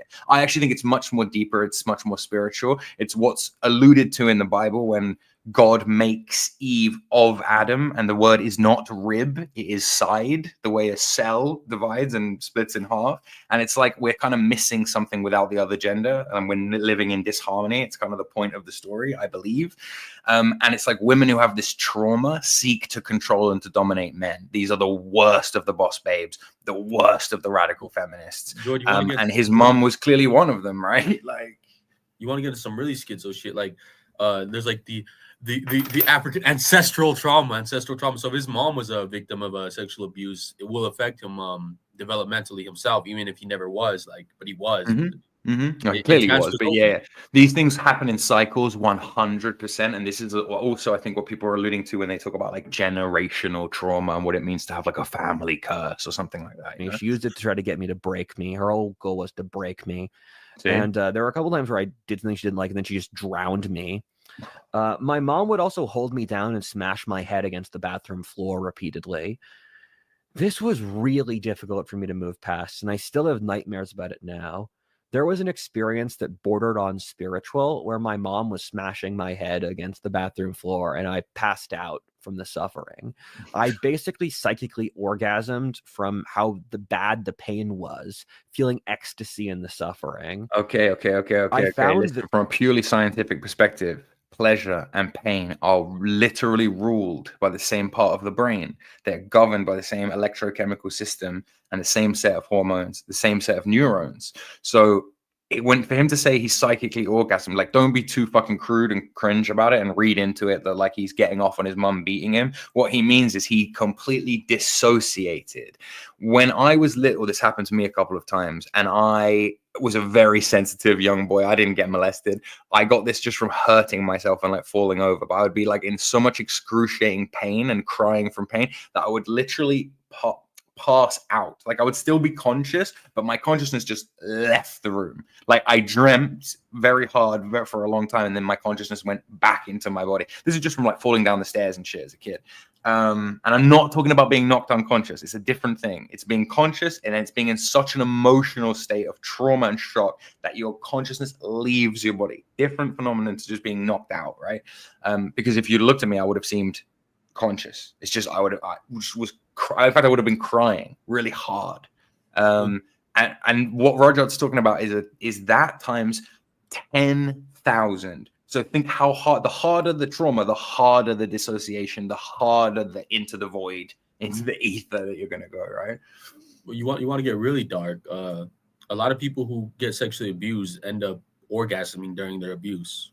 Like, actually, 100%. And there's some very dark, like bioevolutionary reasons, like for that, and long term why that might be the case and stuff. But you can also talk about how spiritually sick people are. Like that may very well be a symptom of just like super unhealthy relationship to sex that we all have now in like a really fucked up world, you know.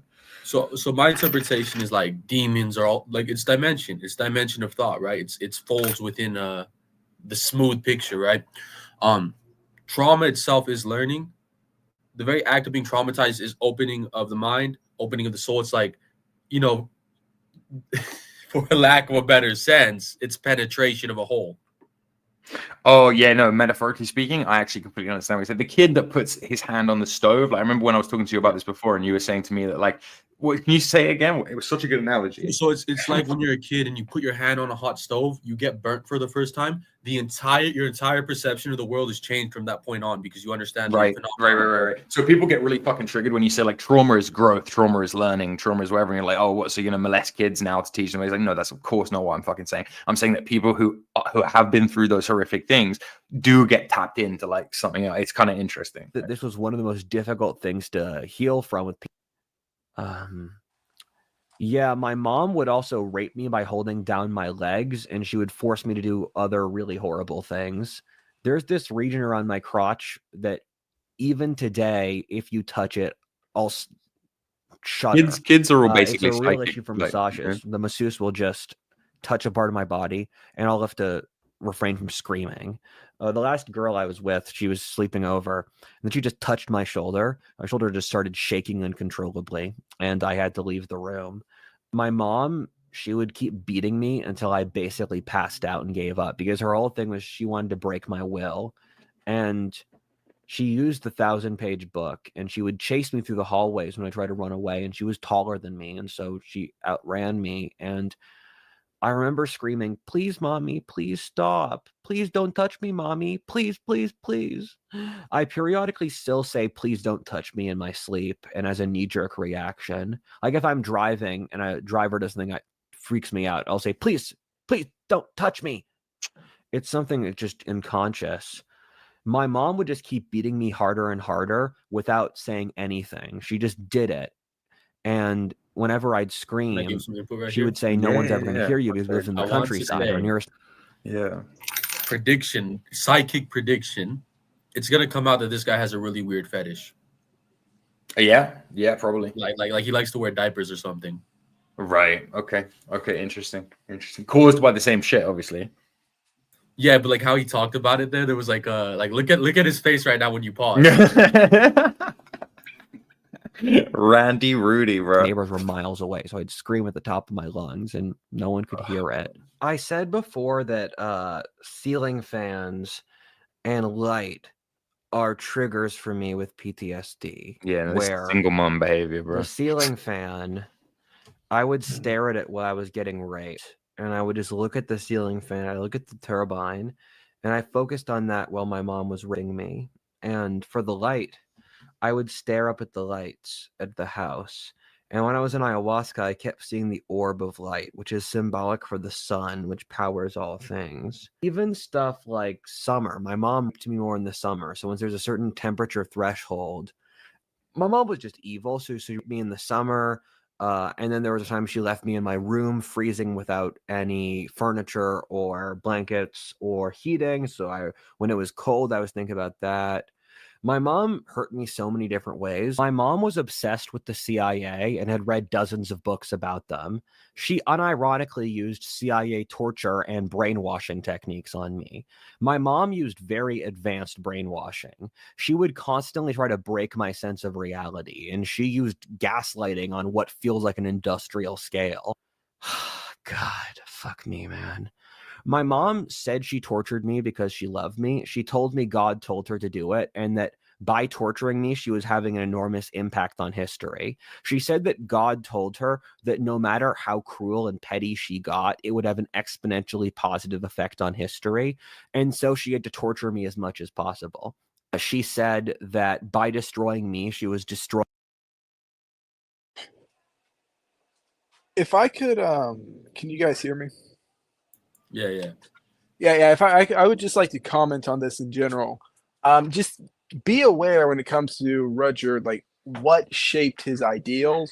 Like this is always a good thing whenever you're like reading philosophy or history or whatever. What shapes the ideals of the person that you're like reading? Because it's like you can read. I'm not saying you should necessarily disregard his ideals. I don't disregard most of his stuff, but it's like when reading Ernst Junger's books, it's important to keep in mind this man saw some terrible shit and did terrible shit in one of the worst wars ever. And when watching this man's videos, he saw and probably did some terrible, terrible things in his childhood. So it's just something to keep in mind while you're consuming the ideals of people like this, basically. Always be conscious of what's influencing them. But absolute facts. And by the way, the same goes for the personality traits that you see in him that you don't like, right? So if you think he's not being the humble king that he should be and bragging and being a narcissist, understand that narcissism was beaten and fucked into him as a child. I'm sorry to be so crude about it. I understand it's not, we're talking about the sexual abuse of children. It's not a joke. But like, can we just for a second consider that if you believe that you are a prophet, a visionary, chosen for some purpose, it might have something to do with the fact that your schizophrenic mother molested you and beat that idea into you as a child. Like that could have something. Those two things might be connected. Crazy idea. I'm actually gonna say this guy isn't like narcissistic enough for like what he's conveying and talking about. Yeah, and for his 700k subs either, he should have a harem of women. Honestly, we need the genetics, genetics of Rudyard to continue. The thing is, like people criticize him because he's too insecure in what he's saying. In my opinion, Like he seems kind of insecure in what he's saying. He should be more like, yeah, this is the truth. You guys are fucking idiots if you disagree. I mean, that's your style though. though, That's 100% like you energy. Like there's no way he would bring that. There's no way. But Nick Fuentes is more narcissistic than this guy. Real. True. Yeah, facts. Can't deny it. Also, mummy issues there, to be honest. In fact, third position right-wing people in general, there's a lot to be said for the mummy issues. I don't want to say Freud was right, but Freud was right. We'll talk about it on another stream. Destroying men, and she said she kept on removing her responsibility for the situation and the locus control, where she said she wasn't doing this. God was forcing her to do this, because when God gives you an order, you do it. I knew my mom worked with the devil, and I would call her demonically possessed. Bro, I remember this being funnier when I watched it last time. Or is that part 2 that has more of the lols in it? Because, like, bro, it's dark. It's the latter part of this video that has the wolves. Right. Face. Also, I would to call her demon mom. Yeah, go ahead. No, go on. We're going to skip through this because he's going to talk about incel dating and then Odin possessing him. And yeah, I would like to say that like the extreme whiplash in this video in terms of like he goes from like just the horrible, awful things that happened to in his childhood to complaining about dating to fucking Odin and spirit world. I didn't like arrange this comically. Like this is all more or less in the order that he set it up in his original videos. Like this, the whiplash that you're feeling while watching this, I felt while editing it in the first place. Like it's insane how swiftly he pays for it. Psychoanalyst time though. In between talking about being abused by a woman, he's talking about how good he is with women. Yes, and how much women suck. Yeah, so right. You know, it does kind of tie together, but like in like a schizophrenic way where you kind of have to grab the individual pieces. Like mommy, sometimes he's coping about being abused in between talking about being abused. Yeah, and talking about society as well, making all these creators. Let's jump to the day. Let's jump here, and then we'll go into his dating life. Flooding back. Let's take a break from the darker stuff to the more comical dating life of Mr. Rudyard Lynch. And I do promise you, this is how he edited his own videos. I'm simply cutting them down to the weirdest parts. Yes, he started talking about dating and conservative culture. Guys, the Cube, we are 6 followers away, 6 subscribers away, okay, on the Cube. I'm going to post it in the chat again. All right, 6 of you. Let's do this. Let's hit 500 today. Today is a good day. Immediately after talking about how his mom abused him for most of his childhood. But I went on dates with like a dozen different girls in that few month period, including a few Instagram models. I have what shouldn't be high standards, but often turn into them. Where I can you put this on pause real quick? Can you put this on pause real quick? We just acknowledge how fucking base he is. I'll just say people will say shit like that's incel cope that didn't happen. I think it happened. I believe him when he says that.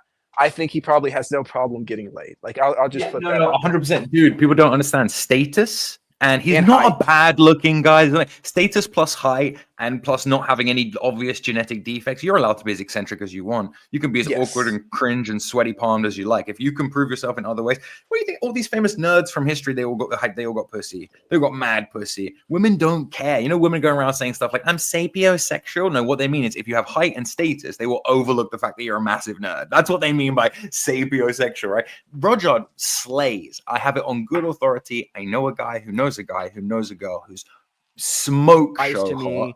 Who Rudyard has had an affair with. Rudyard has very nice, seductive eyes. There you go. Boom. Oh, yeah. And he has however, I'll put it like this. Due to, I don't know if you realize this, how this comes across, but this really does come across as just like incel cope. Like that's what this sounds like from the outside perspective. Like, who insults my honor, who is older than 26, skip it back. He's saying his criteria for dating, right? Like, yeah. Okay. Where I immediately cut out a woman who lies to me, who insults my honor, who is older than 26, who is a whore, who annoys me. Because my rule is if I would rather stay at home and listen to Korpiklani than go on a date with you, then we will not have a date, and I will stay at home and listen to Korpiklani. The female company must exceed the quality of the heavy metal I listen to get me to leave the house. One time I went viral for posting a photo of me when someone posted a really nerdy photo as a caption to something I said. The real photo of me was so handsome as a contrast that it got nearly 1 million views.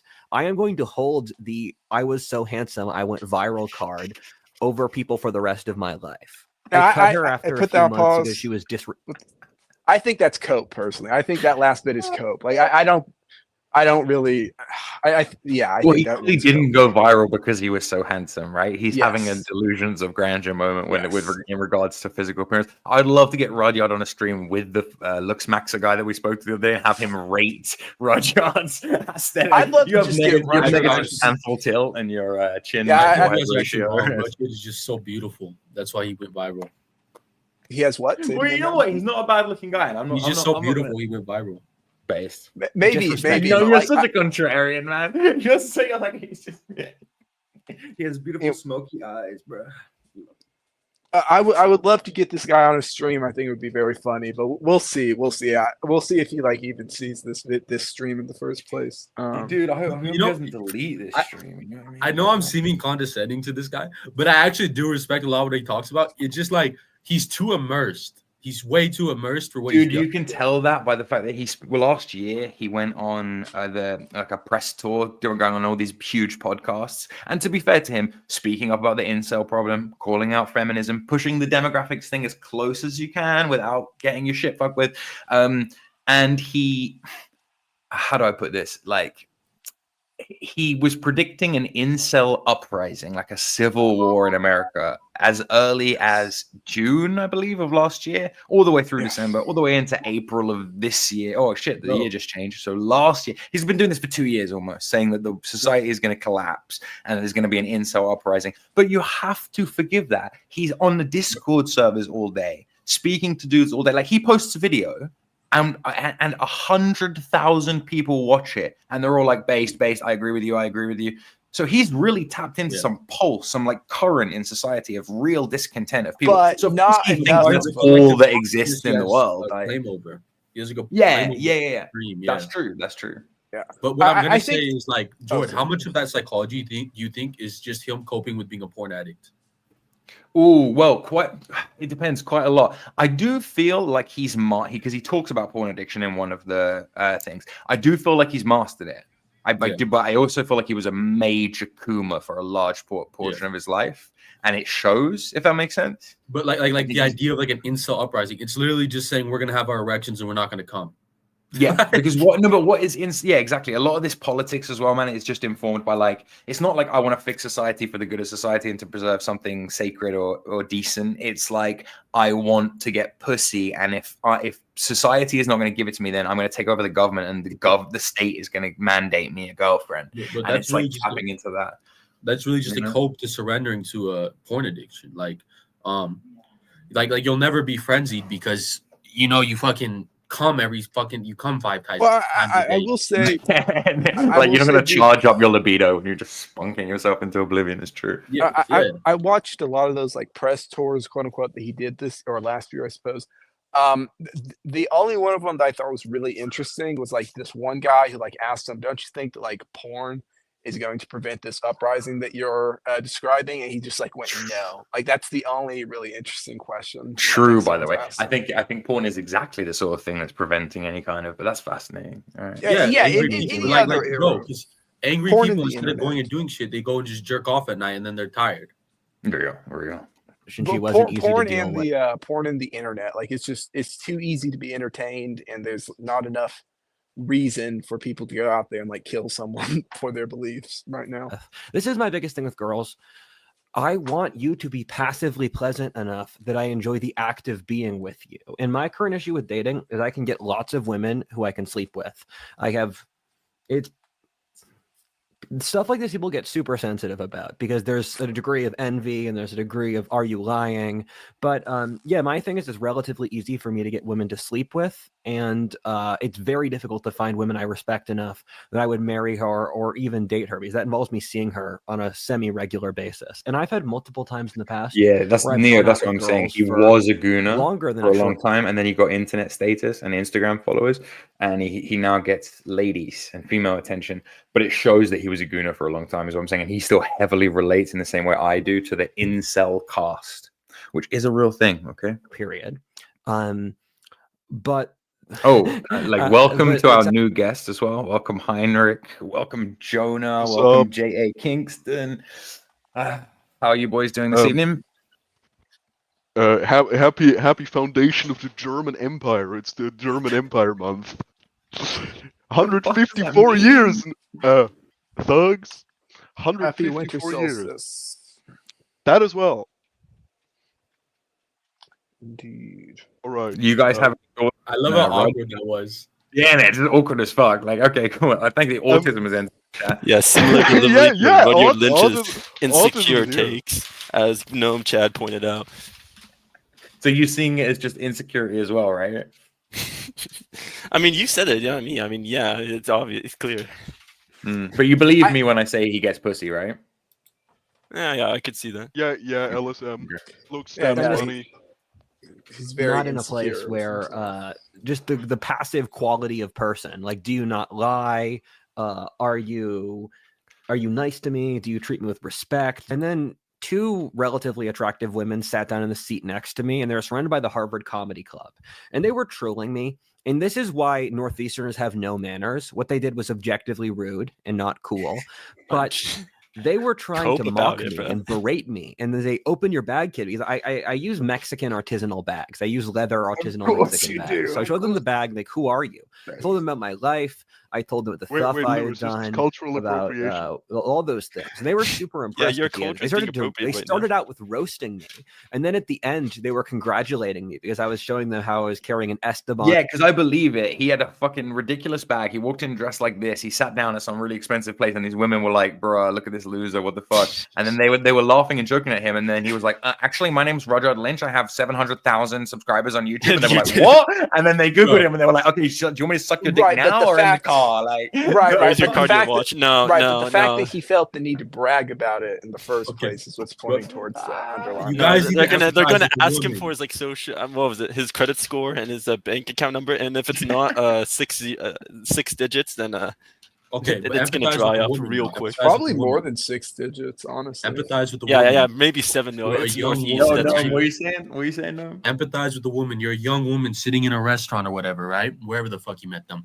Laughing. Who's that nerdy guy over there? He walks up to you. Hello, I talked to Odin, and he's like some 6'4" fucking schizo.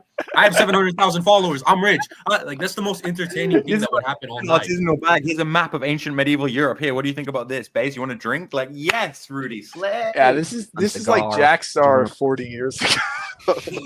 Proto Jackstar. My Jack favorite Star brand everyone is is next to entertaining. JFC Fuller's History of simple. Western Warfare, next to the leather bag. And with each Showing story, them a I was book telling about them more Western about my life. warfare. That's And they amazing. open your bag, kid. Because and this is why Northeasterners have no manners. What they did was objectively rude and not cool. But they were trying to mock me and berate me. And then they open your bag, kid. Because I use Mexican artisanal bags. I use leather artisanal Mexican bags. So I showed them the bag, like, who are you? I told them about my Made by life. Lewis I Wayne. told them the stuff I had done. Made by my about, family, actually. Yeah, I'm made the in one his running family. it. They were in a super impressed at the factory end. on They the started border to, they between started the out US with and Mexico. roasting me, and then A at the end matador, they were as they call it. congratulating me because I was showing them how I was carrying an Esteban cigar, which is one of my favorite brands, next to JFC Fuller's History of Western Warfare, next to the leather bag. And with each story, I was telling them more about my life. And at the end, they said, "We're so glad we were in a timeline where we got to meet you." And I thought Harvard would have a lot of cool talent, but everyone there was fucking lame. Where Merrick and I, we were hanging out at the dorm, and we just grabbed the bottle of vodka. And my thing is, I drink a double shot of vodka whenever I start drinking to loosen myself up. Okay, Base. And the kid's like, "No, What you the can't have fuck? our He's vodka." literally I'm like, "Well, we'll pay you for the vodka." And they said no. And then the guys didn't like that I was staying with her. And so they tried to kick me out of the dorm with this arbitrary meeting. Like, you have to do meeting. And we were just chilling. And people recognized who I am. They said, "Oh, yeah, you're Rudyard." You'll start asking me questions. And they just didn't like that we had chill vibes because everyone there was lame. George, you everyone need to there read at My Harvard Twisted World by is Elliot just a Rodger. Like, constant. this is like, like I'm not even sure if this story even happened right now. Like, this is like a situation that actually happened in the book. Oh, dude, I believe this verbatim. I think this literally happened. I believe No, that like this there's a is the thing. situation just like that in the book because I'm like listening to the stream because I like went through Amazing, the shit. They take the rabbit hole like a week ago, and I see a lot of parallels, like a lot of parallels, especially with Well, that like was a the dude who noble also English lost it, ancestry you know? because the This is- Rogers were like a noble family. This is No Richard's way. Patrick Bateman monologue. Like, I was in the club. There was a beautiful woman I was talking to. What the No, fuck I is he talking about? Beautiful. No, Patrick Bateman This wouldn't say that. level of like internet clout and internet notoriety does come some Harvard girl being like, "Yeah, I'm sapiosexual. I'm having sex with Rudyard Lynch off YouTube, or I'm having sex with WhatIfAltHist," and him making out with this girl in her dorm at Harvard, and him going there for a party, and him trying to party with Harvard kids, and then being like, "Who the fuck are you? Why are you in our dorm?" And him being like, "I have 700,000 subscribers on YouTube." Like, I can imagine all of this happening. And goofball Riz. Enduro Yes! can sing about it. Enduro can Yes! sing about this goofball Riz. It's real. Hey, and imagine how like funny Rudyard is when he's drunk. Like this, imagine like okay, Yeah. I want to get pissed Like, at he Rudy. might I want to like actually have a live drink because with I Rudy. do the same strat. 100%. I actually do the same strat with the double shot of vodka. You want to loosen yourself do up. What And actually, if shit. They can't run a Altist Riz when the raped stare is gone? like I might have met him at one of these parties. Now that I think about it, fucking brewery He might that have are been- that Heinrich, own run chill out. country. We need to How keep are they going this to fight in stream war? up. How are they going to lead companies? How are they going to lead men? How are they going to invent technology? When it's a bunch of fucking paper pushers. These people can't do shit. I literally see better talent in my hometown with Mike from Wawa. I would take Mike from Wawa over Harvard talent. Now things are about to get It just really, cuts to the really Odin picture. wacky. You're brutal. So bro. I basically decided to take the Cuts future to- of conservatism into my own Mike hands. from The Wawa is manifesto I Odin. wrote, the manifesto for the new right, that was hold dictated up, hold me up, by hold God. up. God. And God Hey, told me that I Jeremiah should Brown in the chat. Hey, little bro, I would shove you in a fucking locker. Hey, Jeremiah Brown in the chat. I would literally shove you in a fucking locker. Your input wasn't needed. Just click off. But you're very feminine and sassy. I would shove you in a locker and emasculate you.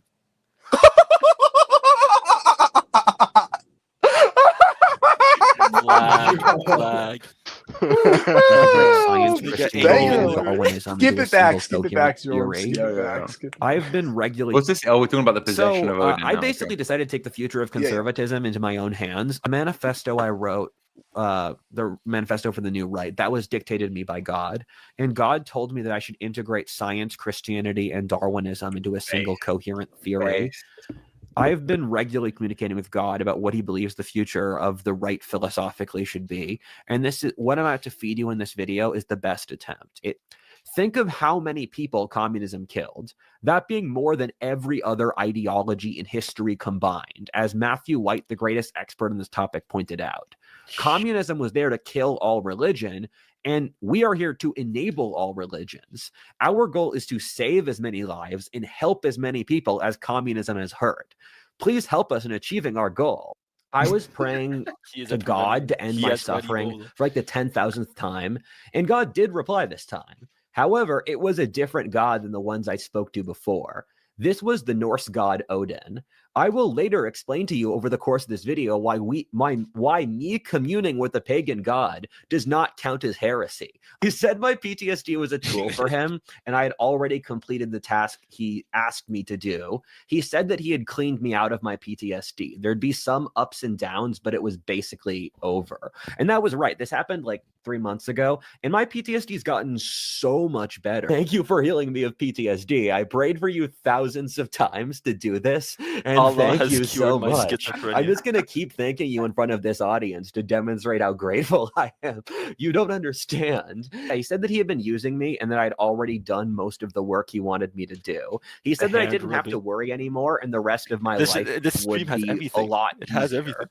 Your duty is to find the best spirit and marry it and serve it and be nice to it and treat it with respect and compassion. So based. So So based. the spirit world is both very complex but also very simple. Odin is both a messenger and lord of life. Odin uses different lowercase gods, or in the Christian tradition, angels, to provide certain roles. In Odin's case, responsibility for Darwinistic evolution and being a messenger for God. If you read the Bible, you find it doesn't say other lowercase gods don't exist. And Odin says he really likes the Christians, which is why he forced his people, the Nordics, to convert to Christianity to make them stronger. Whoa. When I say Rudyard is founding Odin, religion, I mean something Odin needs along the me? lines of Odin needs communism, me to convert to Confucianism, or Christianity? Taoism, Whoa. which is a Whoa. philosophy of Stop moral giving me conduct. You know what's your toughest crazy? You should battle. perceive whatever I met Rudyard's another doing schizo. as He anti-communist. literally told me the same This religion thing. is meant to be the inverse. He like combines like Odinism and Christianity Look, together. I don't want to say it, but like Odin is a figure in the pantheon of like the Greco-Roman pantheon, and there is a long tradition of this like Hermes Look, the Trismegistus combination. archetype. Like Odin is thoughts. Like Odin is the Holy Spirit. Spirit is thought. but thought, evolution, the thing that leads to human progress over time. Like, yeah, it makes a lot of sense. Like he's actually talking archetypically. He's not. It's not as crazy. This is what I'm saying. It's not as crazy as people with no understanding of occultism. I mean, this is literally Arianism. This is like a big schizo religion. Yes. Whoa. Yes. The founding of what I'm like, saying, a he's particular founding the new Western ideology, religion, the like- big brain. Like, yeah. This is like how a certain ideology all of us know started like 20 years ago. Like Whoa, 100 years ago. whoa. Odin needs You know, it's me. crazy. like, the crazy thing is the Jonah thug- also the thug- believes in Arianism. The thug The in actual chat- Jonah the also thug believes in who- Arianism the thug in too. chat That's the best who part. said the thug in chat who said he's refunding National Socialism. You know, you know. Heinrich, be quiet. Don't get the. We're not talking about that. But that's not. But that's not all that unique. Like you see, Richard Spencer and his lot, they've gone into Apolloism or something like that. Yes.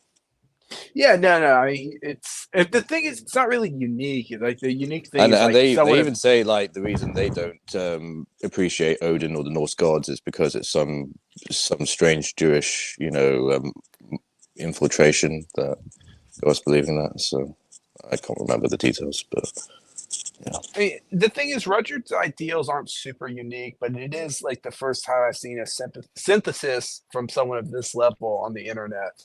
Trying Rudyard to is combine all these applying things. like schizo esoteric corners into he's applying it, which is why he's so successful. Like he's applying. Hey, or you know what? read Deborah Hey, one at the end of the time. day, we're all sitting here criticizing Rudyard. Well, he's more famous and richer than all of us. It'd be like I'm not that. criticizing. I'm just You're not acknowledging. criticizing I'm him. not criticizing. He said I'm my not ethnic group criticizing. is racially superior to the one east of mine. Here's an interesting sort of thing, which is like Rudyard watched before this, which like there was a kind of viral like tweet roasting him before this, which was like he was like I should make a program where I explain to rich people Hegel and Spengler, and before that they found They his, like, actually do Google- pay for stuff like that. They found the his right Google, wing they is found too, his Google reviews of Hegel, and it was just like, yeah, I only got through half of the book before dropping it. It got total incomprehensible garbage. No idea what he said.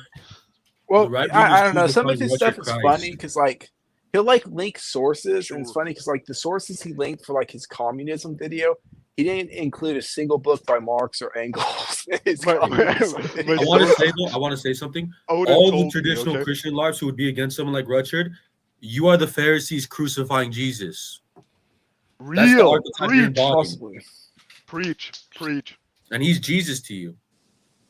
Yeah, That's but actually do you see it? Don't you amazing see it? thing to- It's making it look like a cult. We know where that leads. Everything. Hey, what is a cult? Everything's a culture? cult. Yeah, It's but cult. I'm saying like we supposedly Indo-European Aryan types. We should move above like the whole Messiah or Messiah Why? complex or Why? Are you a nationalist? yeah. But Right, So I your just whole thing interrupt- is tribalism. What the One fuck second, are you one second, talking one second. about? Wait, let me just. Totally. This is a fascinating conversation. Let me just jump in here real quick. I want this to continue. I'm going to post the StreamYard link in the chat. The streams tend to devolve into anarchy and chaos. I never know how to end a stream. I don't think streams should ever end. I think we should. I don't know, move Jordan. forward. Can we just go ahead and end carrying- it? I think this would be a No, good let the spot for community like. end it. No, I think this would be a 24-hour good stream spot all for like over the again. views. and, like, 24 where hours. Well, we can always I can always edit it afterwards and just lop the ending off it. You know what I mean? But I'll end the stream at 3 hours and 33 minutes and 33 seconds. How You can about always that? So you could just end it like with a crazy edit or something. That's it something will that be always works. open for the next. So yeah. Anyway, Noam, you can go back to dismantling the.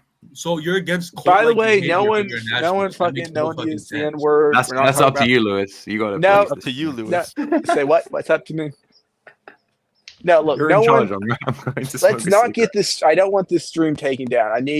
Hopefully we get. No, I'm not going to get this. into like any specific. No, stuff, I'm not just, like, talking to general you. I'm talking to nationalist idea. Heinrich. I'm talking to Heinrich, and I'm talking to fucking Indy. That's who I'm talking to. So, like, Jonah. Who's Envy? everything is a cult. Everything is a cult, and it's just like, oh, well, it's too culty. It's too bonded. Yeah, the whole point is family. That's your whole thing. Blood. No. Yeah, family, but we're talking about individuals who have this God-given right to say what is truth or must follow me. That was very Think- liberal of you. I'm Hey, proud. sorry, what wasn't your original I'm liberal as fuck. To username? be honest with Wasn't you, your I'm liberal too. I Wasn't support your your original liberalism. username based off like a weird cult in ancient Rome? Just saying. Sol Invictus. Yeah, Uh, but wait. Sol Invictus is just a amalgamation of the gods, and Uninvincible. yeah, it's the sun, like literally a object that we see every day of our lives. You know, we're talking about fallible human beings. Whatever reason they believe that they have this God-given mission to lead us, you know, I find, you know, very problematic, because we keep going on about the issues of the Jews or Semites or whatever, The and Jews the are the whole. chosen people. No, Right. we're not talking about. We're not talking No, about they them. objectively We are, We bro. aren't They run talking about everything them. because We they're aren't talking chosen. about them. We Cry aren't talking about it. about them. We Yeah, I aren't know talking that. about them. I know that, but you know, look, you got Moses. Rudyard is preaching. Rudyard is against the rule of priests, which is the same as the rule of bureaucrats. Didn't he say that? Am I Yes. making this up? No, that's what he said. That's Hey, what hey, he Julia said. Monte- Hey, Julia He's Montelio spitting. in the chat. Hop on the panel and say that to me, pussy. Hop on the channel and say that to me. Yeah, I'm just saying, in like a court of law, you know, if someone says, "All right, what do you have in defense?" Well, Odin told me, or something like that. Your Honor, Odin told me. So like, I don't really understand though. Like, you're just kind of like criticizing it. So you agree with current legal systems? I'm just concerned with his method. Like, obviously, I do, you know, enjoy a lot of his content, and I think he makes really good points. It's just ever since he started publishing videos about the CIA discovering the spirit world, I think he went down a bit of a weird rabbit hole. So do you like think politics should be like strictly material? No, I'm saying that the European evolutionary strategy is based on law, and that has to be empirical, whilst the other strategies, whether it's the Semites or the Chinese, there's a lot more face before truth. So it'd be like, oh, the priests or this Messiah-like figure or prophet said this is the law, and it's all arbitrary. And You say Sol Invictus. I don't feel the solar energy from you. There's not enough sun driving you, you know? no, the sun is basically our creator, and we observe the laws of the creator by observing the laws of nature. And Yeah. This I'm is. saying Look, you don't we've have had that we've had energy. this You don't have that debate. like you don't have that like explosive Can we stick to ejaculatory energy. I'm not feeling it. guys? Can we stick to Rudyard? Can we stick to Rudyard, please? Just agreement. Heinrich, I would kiss you. I would kiss you too, Noam. I love you. So Yeah, but cute. I know, right? We're adorable. Yeah. We're adorable. well, it's interesting. Like, he made comments about how the left use all this, like, oh, we can move beyond like the material world and do all this like crazy shit. So surely there needs to be like, well, if we see that as being negative, then why are we employing it, but in a different way? I just, this is the issue with the whole left wing, right wing thing. You know, you need the hermaphroditic energy. Like, you guys don't incorporate enough emotion. Like, I'm logical and they're emotional, and then the other side's like, I'm emotional and they're logical. Just be both. Who gives a fuck? Do what's convenient. And convenient Hell yeah. is being an emotional retard sometimes. Odin talks about this. This is real. Does. He does does. talk about this. Like no, mastery is a marriage of duality. You got to become both. You got to become both. You know what I'm saying?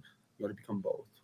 Right, but there's a time and a place for the weird shit, and you need to be wise, and you need to have at least some good optics. And What has the modern right wing accomplished with their logical rhetoric? well, Jared Taylor, he certainly is up there. So wait, are things better now wasn't he because of the banned? way they've been though? Are things Wasn't better he- for your cause? Yes, 100%. Well, no, this is the thing. If you are not banned, then my alarm bells are ringing in many ways. If you're not in complete irrelevance, you're like totally you're like a poser, dude. Like get away from. I'm not talking about You're you guys a talking about a culture war. I'm asking you, like in regards to your white birth rates and everything, it's lower still. It's still lowering. It's not like the methods of the right wing are ineffective because they're coping. Look, like, it's too logical. It's too rational. But You guys need more that's emotion. okay, but that's true about the birth rates. But like, other things have gotten much better. We've gotten out of Afghanistan. We've gotten out of Iran. We're no longer involved in so many of these forever wars. We're probably going to get out of even more of them. Like, things have gotten discernibly better over the past 10 years in many ways in politics. Like, Now it is normal. You can call yourself a Hold white up, hold up. identitarian, mostly. Someone in the chat say I railed against androgynous traits. I support the androgynous. God is hermaphroditic and androgynous. What? What are you talking about?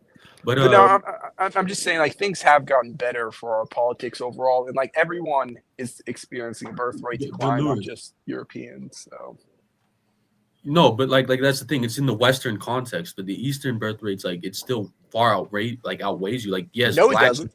Blacks and whites. Wait a minute. In the past, it was logical for us to have children because we all lived on the countryside and farms, and they were like free labor.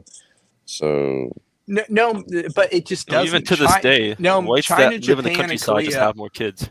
No, look China, at the Japan, and Korea Amish. Look at the Amish. Yeah, India is the future. India is the future. No, India's birth rates are starting to crash as well. No, that's why they're migrating other places to grow their families and take over.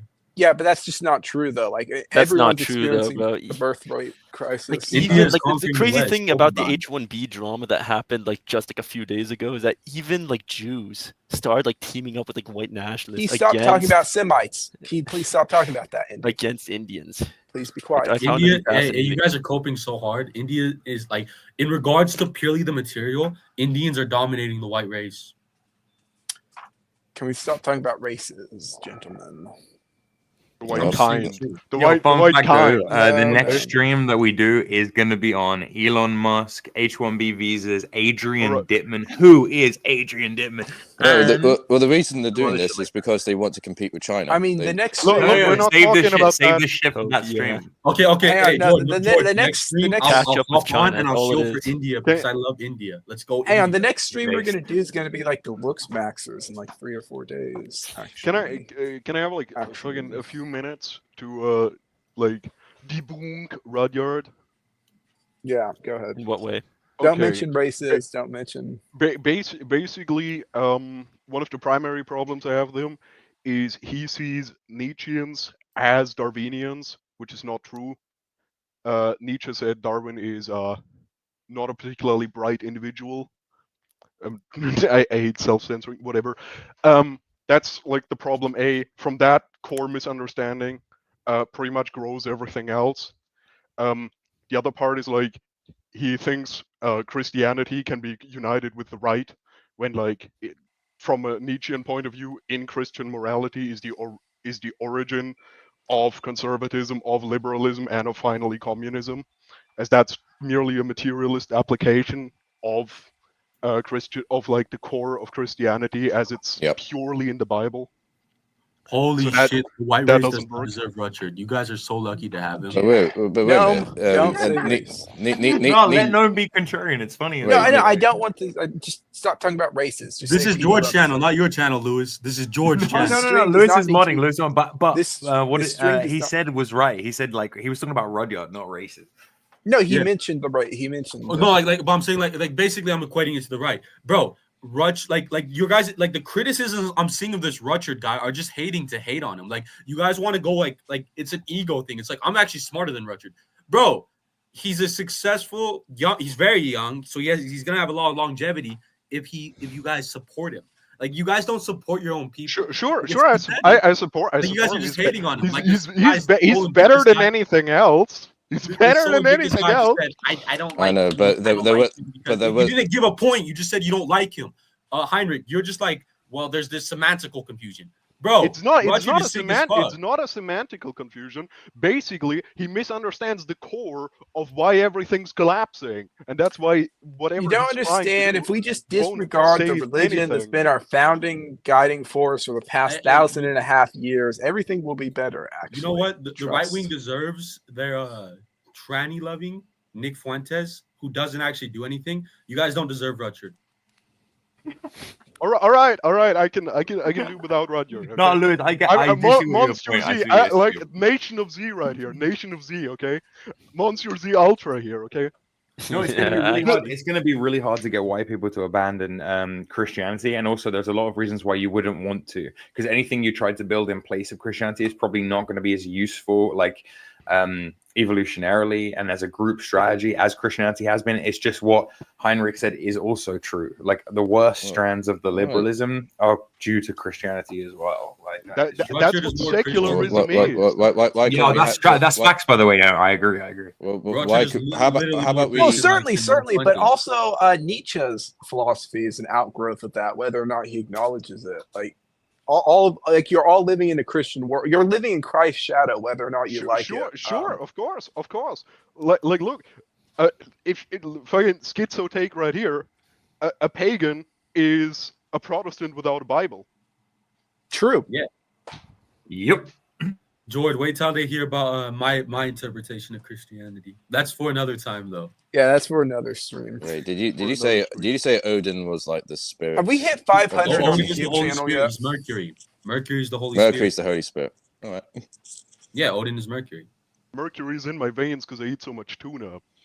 I think I'd love to like speak to WhatIfAltHist of like having because there's this great image during like the British Empire days of the flag of having both Britannia and Mercury, you know, it as being like the equivalent of like going into Canada to, you know, explore and conquer, and Hermes represents like commerce and Britannia represents like the mother country and stuff like that.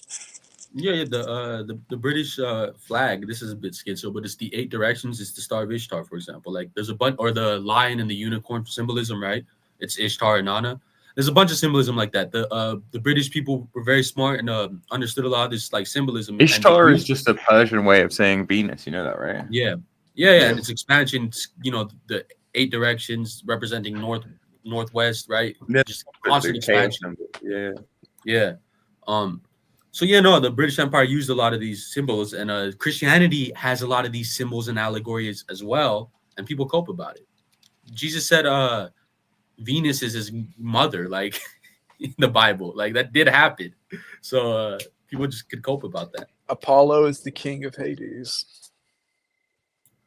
The sun rules Pluto.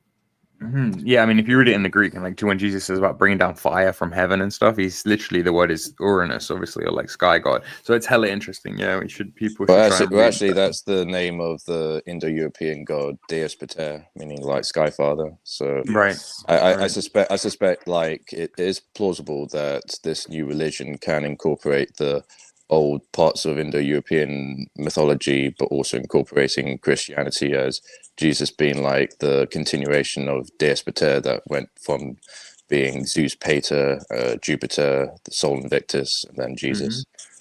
I actually disagree with Jesus being Jupiter. I think Jesus himself is like the Dionysus, right? Like he's the son. Dionysus is the son of Jupiter. Yeah, exactly. Yeah, he's it's the like son or Apollo. Yeah. There's some, it's funny you bring up Sol Invictus. I read a book about Constantine this year. There's some weird parallels between Constantine and Aurelian. Like Constantine is just the successful version of Aurelian, basically.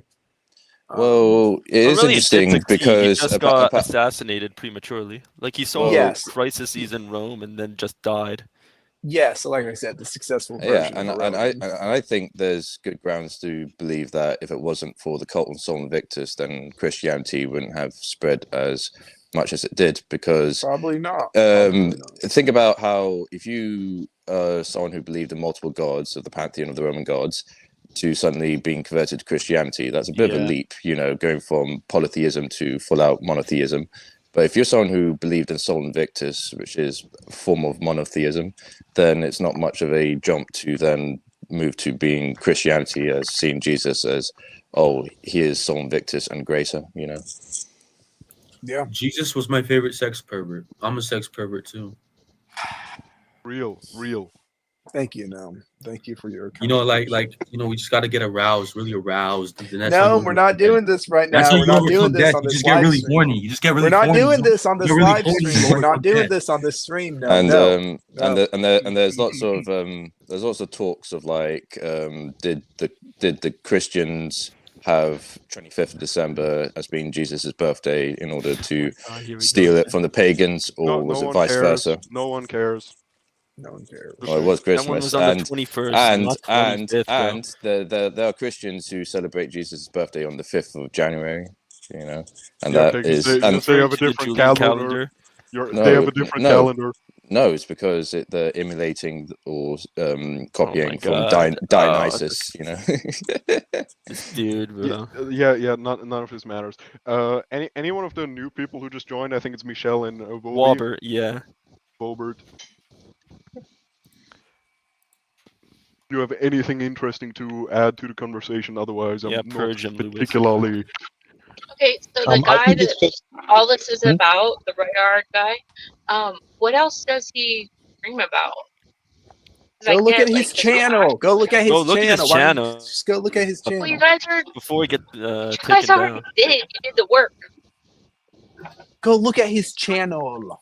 He talks about alternative history and demographics and society and how stuff develops. And then the spiritual realm and everything. Spirit realm. Yeah. You know, Marx was wrong because he denied the spirit realm. That's how you can tell he's a liar. The CIA confirmed the existence of the spirit realm, and here's the PDFs to prove it. I mean, our fucking Jimmy Carter, unironically, kind of did that. No, I mean the reports were real. Like in that video he made. I'm surprised you guys didn't mention it, but Rudyard's video on the spirit realm and how the CIA discovered it and just used it as like a means of trying to like spying the Soviets using that. Those documents are real, by the way. No, I've read them before. I've gone over them before. Space Age Maximalist has a really interesting, like, 5-hour podcast about it called The Consciousness Revolution with Stormy Waters. I'm still yet to watch it because it's like too schizo for me. I'm sorry. I am but a mere atheist in that regard. I watched. Aren't you Hindu? Did you? I'm a Dindu. Okay, I'm a Dindu. Okay. He changes on who he's trolling. That's real. That's real. The only thing that converts to Judaism. Like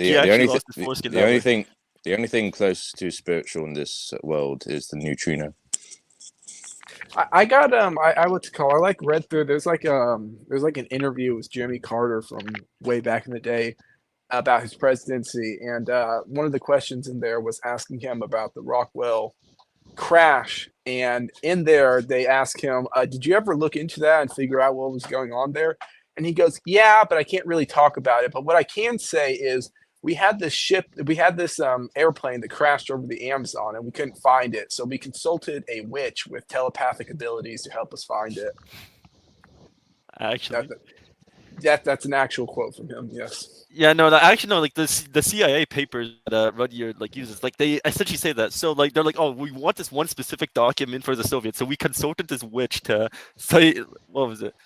Astrally project to like the file room where it was stored, so they can find the file that they're looking for. It goes something like that. Yeah. In the Space Age Maximus podcast that Heinrich mentioned, they go really into detail how the remote viewing project worked, and they said there are like different kinds of psychic ability, where like some of them you can just perceive something, and the others they can change something by visualizing it. And like they said that women are better at remote viewing because women reflect, and men are better at influencing something by visualizing it and like change reality, because they are like the sun that radiates out the light, and the women are the moon that reflects it. You guys see why I couldn't watch that? But dropping the shit. Talking about Seal Clubby, hang on. Seal Clubby, who's waiting in the back chat. If you could turn on your camera to join, if you could turn on your mic and cam, if this is the one and only Seal Clubber, we would love to have you on for the last 10 minutes of this conversation. I have to leave soon anyway. I just want to talk about Rudyard I can himself. barely hear Wobby, by the way. Yeah, my microphone is pretty bad. However, Yeah, I know that Rudyard is like in contact with many people who are like very, very rich, like multimillionaires, like they're part of the Fieldworths. I know that he's in weekly contact with the Malcolm Collins and with Samo Buria.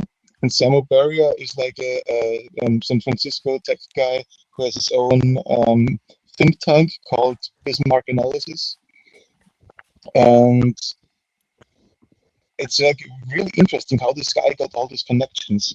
And I know that there's rich people who interact with Rudyard, recommend him to other rich people who then also contact him and give him opportunities. And I know that like his growth is like, it would have been organic, but I think that he was a little bit astroturfed as well. He mentions how like this must have been like pre-pandemic, where he talked about like how like his current way of making money Was the was German government giving just historic trolling analysis. your, like, internet connection, like both of yours? Yeah, whatever. He talked about how doing historic analyses for businesses was the way he made money for like a while, probably 4 years ago, maybe 5.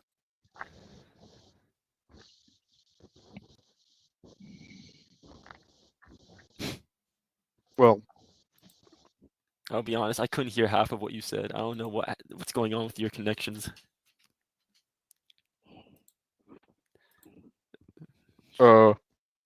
Historic analyses for businesses. Yeah. Okay. That's how he made money. I think Rudyard is kind of like a force of nature who just reads 20 books and turns it into a video to just disseminate all the information that was in those 20 books. Like a lot of those earlier videos like are like that, but like as Heinrich pointed out before, like some of his communist videos, like where he makes videos on communism, doesn't even like source or like cite Karl Marx in any of it. Like yeah, especially like the thing is like it's a lot of people like that do complain about him, say like, oh, like the quality of his videos is going down with like his mental state as well, because like a lot of his early videos were really, really well researched and really well like documented, like in its sourcing, which like I remember like because I remember like I read through like a lot of books that he just used as sources, like a lot of his videos, but like as like time goes on, he does less and less of that.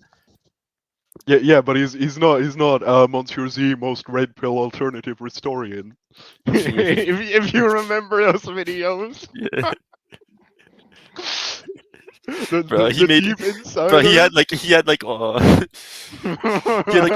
videos about like America had a civil war, and it's just the Turner Diaries. It's, like literally, all his narrative is like the Turner. What if the Turner Diaries were real?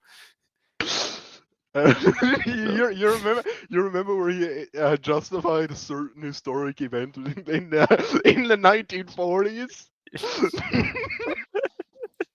Man,